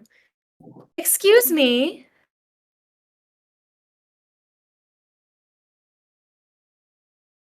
They ignore you and keep going. And I think I'm a Victor and keeper. Sage are kind of tailing behind Charlotte and Kimberly. I'm gonna break off and use the side exit and dart around to where when he goes out the front door, I'm falling into step beside him.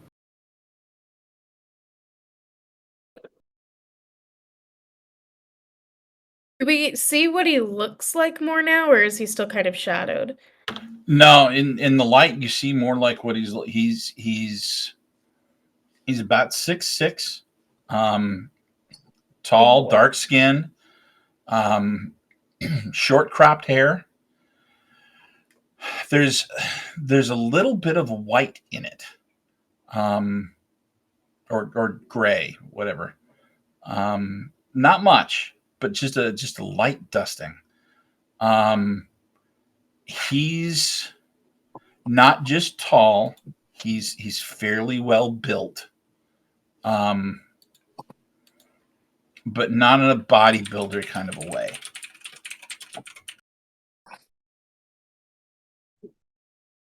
Oh dear. Big boy.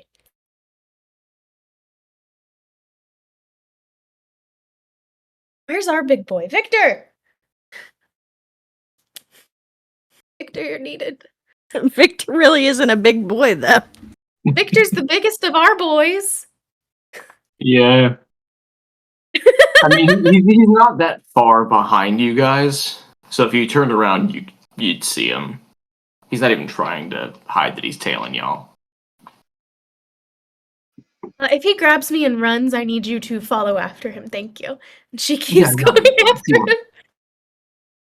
He makes it outside without you managing to corner him. But when he does, he runs smack into Kimberly. Hi. You are right behind him, and you manage to catch up to him within the next breath. Victor's about 2 seconds behind you, and Sage is... Close behind. Okay. Sage is right there with Victor. So the four of you are there. Hi. Can I help you? What were you doing behind stage? I wasn't behind stage. I was here. She's gonna lean in and sniff him. Ew. You smell some fear, but you also smell adrenaline. Is he human? From what we can tell? Yes. Walk with me. I don't think so. You're not my type. Walk with me then. Oh. Okay, who said that? I wasn't paying attention. I'm sorry. It was Victor. He turns and looks at you. Really? I would like to pop him on the back of the head just hard enough to knock him out. Okay, you are still surrounded by people. Okay. I am going to take him by the arm and walk away with him.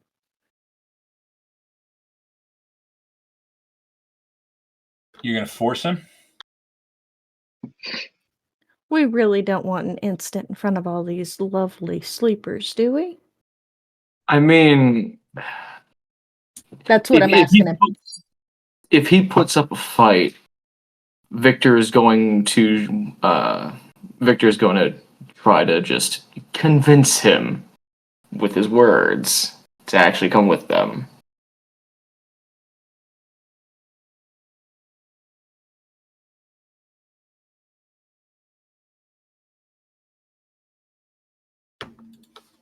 He, so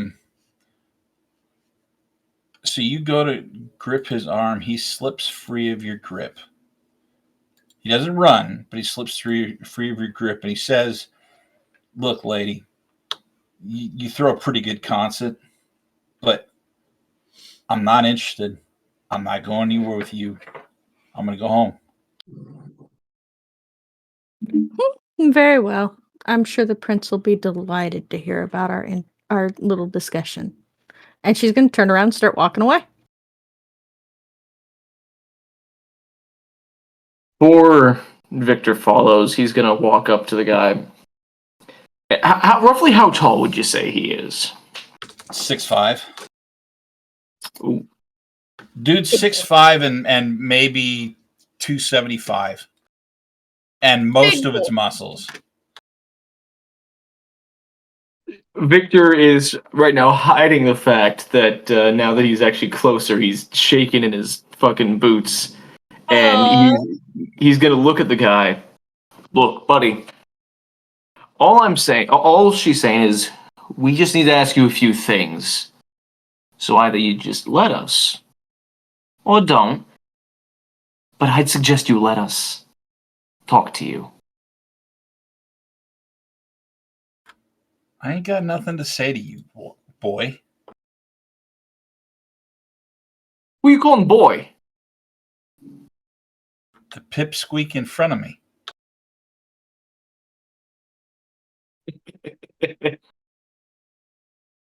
And Victor is going to look over at Sage and kind of gesture his head towards the big fella.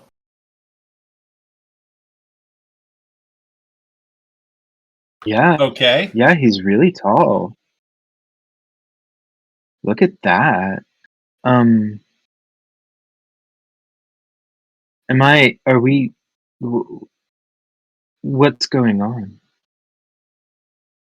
Well, Jim wants to talk to him.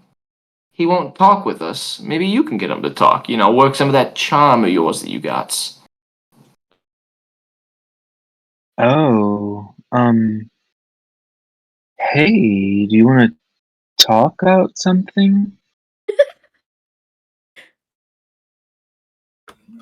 Okay. Are you turning on your power? Right.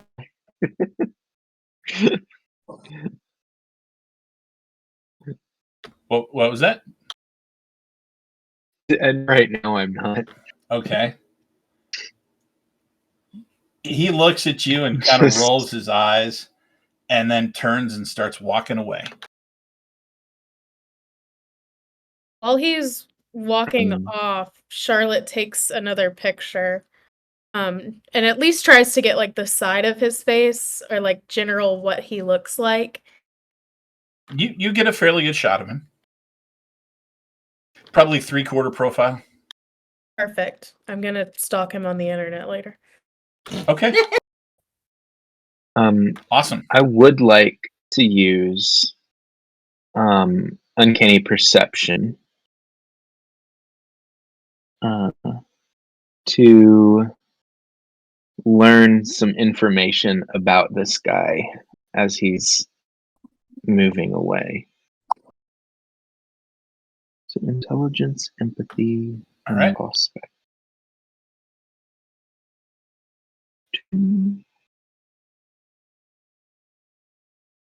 Five, and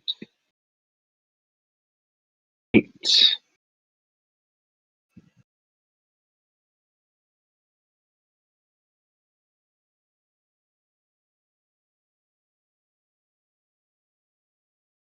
Damn.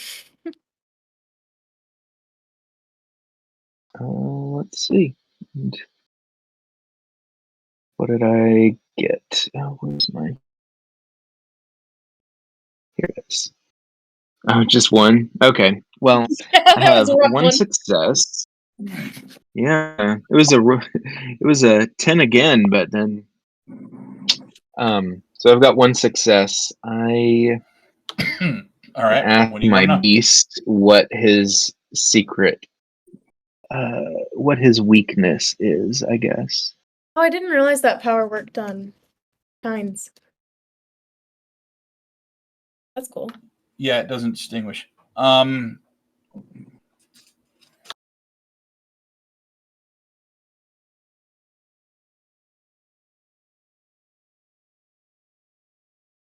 So yeah, what uh I guess can ask a question about the victim's secrets or weaknesses. I'm going to ask, why was he here?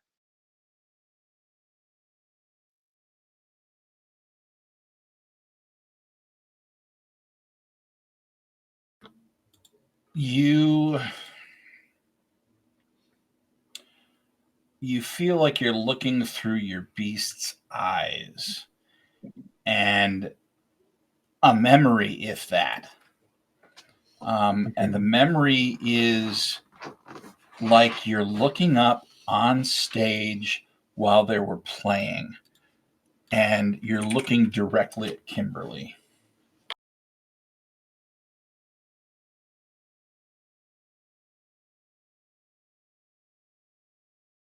Okay. As she's singing, This, you see okay. the focus tightens in on her mouth, Mhm. particularly a fang.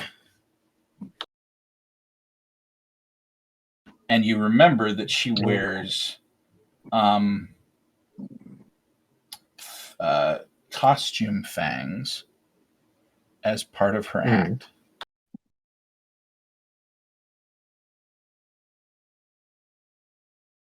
And this man is human, right? Yes. Okay.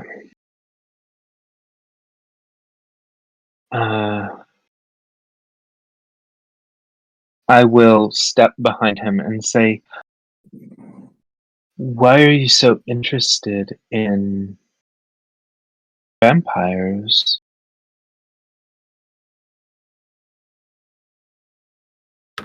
How close are you getting to him? Pretty close. Like, 1.5 feet.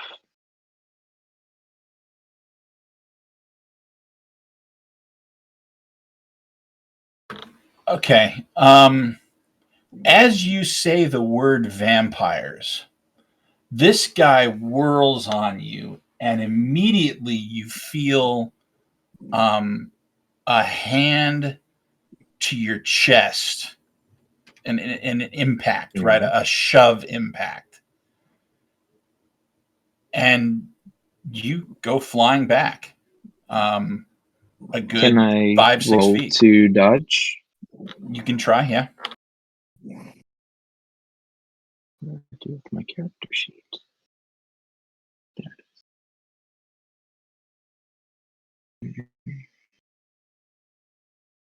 So that would be, what is my defense? Oh, 7.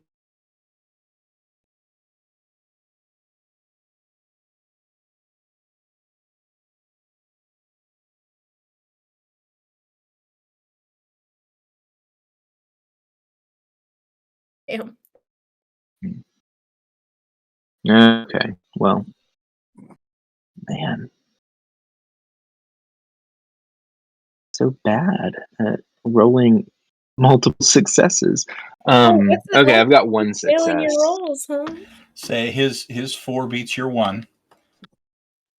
Okay, yeah, And he he's knocks not, me back. I would say it's not like he's trying to hurt you. He Shoving me shoves back. you hard. Step off. Charlotte steps up behind Sage and kind of like studies him. She's not gonna let him like fall onto the ground. And he turns and he walks away. Sage is gonna just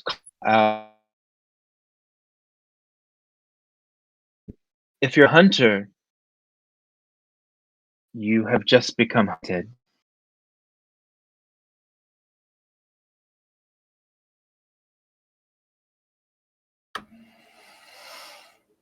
He walks and he turns a corner and he goes on his way. You're right, Sage. Oh, yeah. I mean, not the first time bigger me has pushed me around. Sometimes that's nice and sometimes it's not, but you know, it happens. Do you think he's a hunter? Maybe. I saw Kind of a cool thought. he was focused on Kimmy's fangs when she was forming. The fake ones? Maybe, but I don't know if he knew they were fake. Oh. Kind of a stupid hunter then, huh? Yeah, you'd think he'd be able to tell the difference between real and fake. I mean, they're not the Well, smartest. am I correct in assuming that Kim wears pretends to put on fangs? No, she literally puts on fangs. Oh, so she puts on slightly bigger fake fangs. Okay. Yeah. She does that because the prince told her to do that. Suggested Okay. it would be a good idea that way if there were any issues with hunters. Mm-hmm. Well, I don't know. He might be a hunter.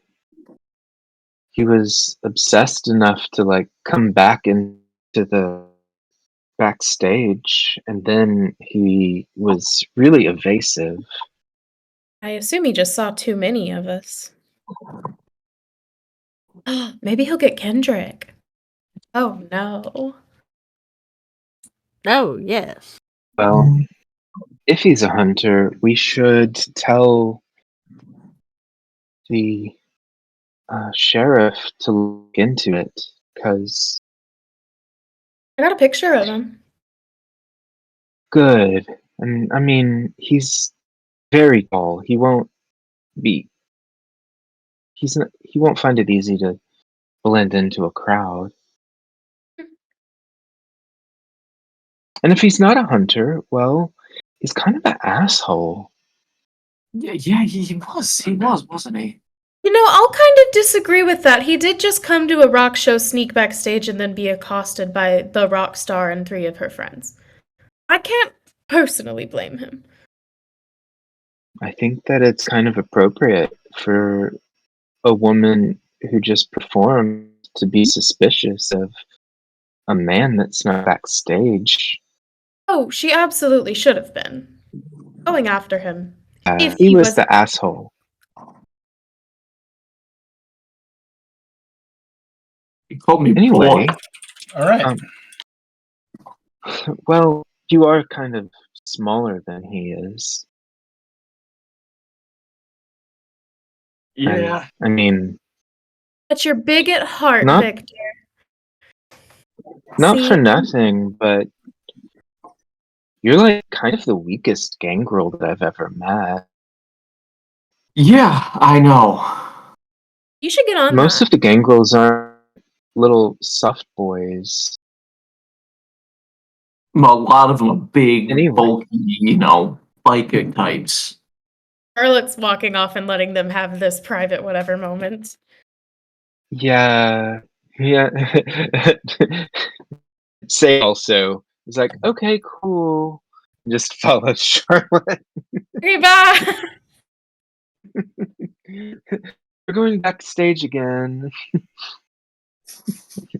And as Victor's walking back, he's mumbling to himself, "Am I really the weakest fucking gangrel? Yes. Fuck." I have a workout partner who's like very strong. I could introduce you. He does, have you heard of CrossFit and P90X? There's a climbing gym. That's a big thing these days, too. All right. So the 3 of you are chatting about that. Are you doing anything else that evening?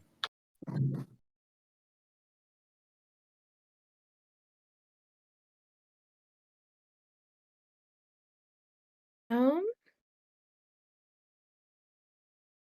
I think Sage would want to find out more about the missing students, but if no one else is going to do it, Sage isn't going to do work for nothing. I'll help you. I'll go with you. Now, Victor's gonna do it, and as before any of that happens, he shoots a quick text over to Piper, letting her know that he finally has some work for her to do. Okay. So let's do this. You guys think about how specifically you're going to continue looking for the students. And I'm going to cut quick to Kimberly. You have a meeting with Corvus. Yes. So you finish putting away the your band equipment, and you take off to your local or to your usual meeting spot with him, and he is already there. I'm going to walk in. Once again, he stays across the room from you. I'm going to move to the middle of the room, put the book very carefully down, and then move back. He walks over after you get back to the other side of the room and very gingerly picks up the book. Looking at it for a long moment, he opens it and just very briefly runs his fingers over the paper. Old parchment. And you see his breath hitch slightly before he closes it and tucks it in a bag that he's brought.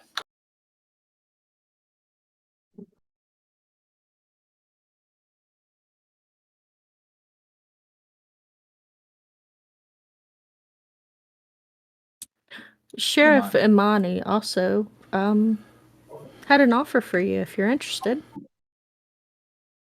Oh? He's willing to grant you an interview and spend a bit of time answering questions if you'd like. I'm to arrange a time and day. I see. Let me check my schedule, and I'll be in touch. Of course, I look forward to hearing to you. As far as the question that you had asked, I must admit it's rather perplexing. The two you're looking for are still alive, but I can't find them.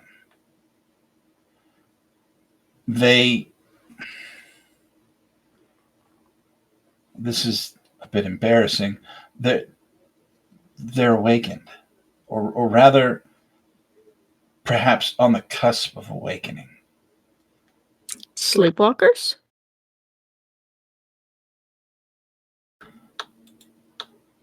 Yes, but they shouldn't be able to stop me from finding them. And there's something else. The magic that's keeping them from me. It's wrong. It's hollow. It's of the abyss. Oh, well, that's great news. And she's going to look really confused because Kimberly has no idea what the abyss is. And she's going to walk to the middle and put down a box of his favorite fudge. He will not wait until she returns to the room or to the other side of the room. He goes to the middle of the room and says, I'm not entirely sure what you've become involved in, but you should proceed with the utmost care. This is not normal magic. This is magic that is born of wrongness. Magic that can unmake, can undo the very reality that surrounds us. I do not like that at all. I will continue trying to find them, but I would not hold to hope if I were you.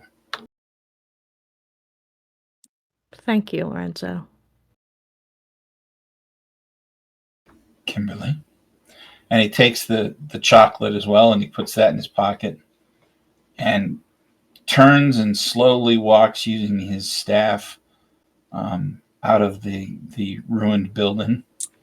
I'd be careful. There's hunters about as well. One was at my concert earlier.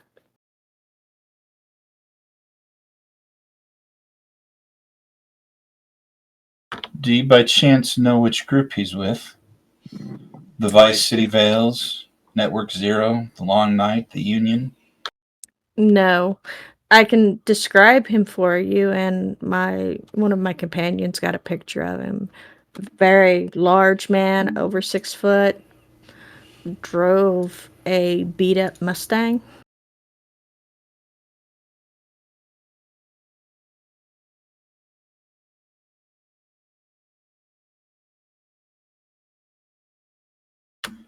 Large man, dark skin.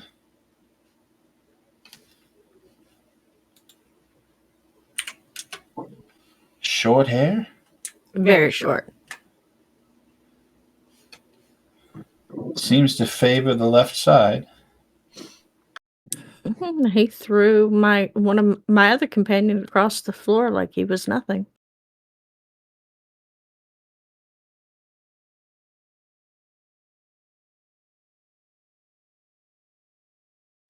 That was quite likely Luther Stickle of the Vice City Vales.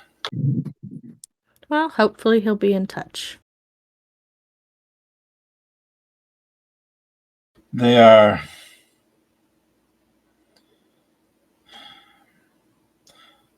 perhaps the least resourceful of the hunter groups in the area. But that does not mean that they're not to be trifled with. There are quite a few of them.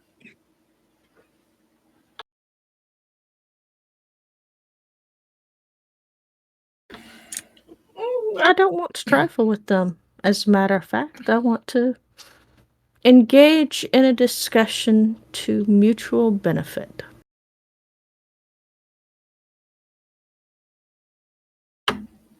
He stops walking away. And he turns around, he looks at you, and his head's cocked to the side. Diplomacy with the hunters. I find that I'm coming up with a new idea, and I think that introducing a bit of diplomacy into the battlefield might give a bit more freedom.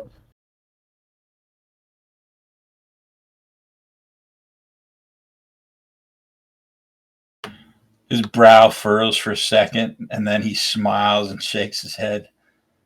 Conversations with you never disappoint, do they? Very well. Keep your secrets. I look forward to seeing what you come up with. Do me a favor, though. If there's something that the Concilium needs to know, let me know first. Of course.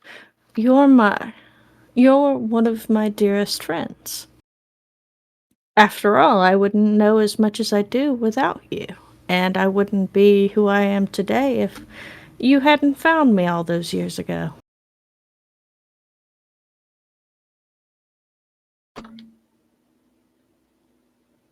You're a good girl, Kimberly.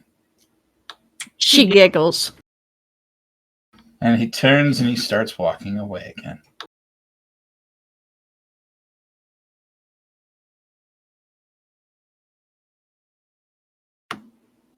And that is where we will end the session tonight. No! I don't want to! A new player has entered the field. Luther Sickle. And all of these cool hunter groups. Yep. Layers upon layers upon layers of intrigue in good old Miami. Woohoo. You're chaos and trouble. Alright, I don't think we have anything to talk about tonight. I don't think so. I think we're all good for next session in 2 weeks. Unless somebody's got another vacation I don't know about. Better not. Yeah, my next one ain't until the end of August, so. And ours is at the beginning of August. So from our citadel to yours, happy gaming. Happy gaming, y'all. Bye.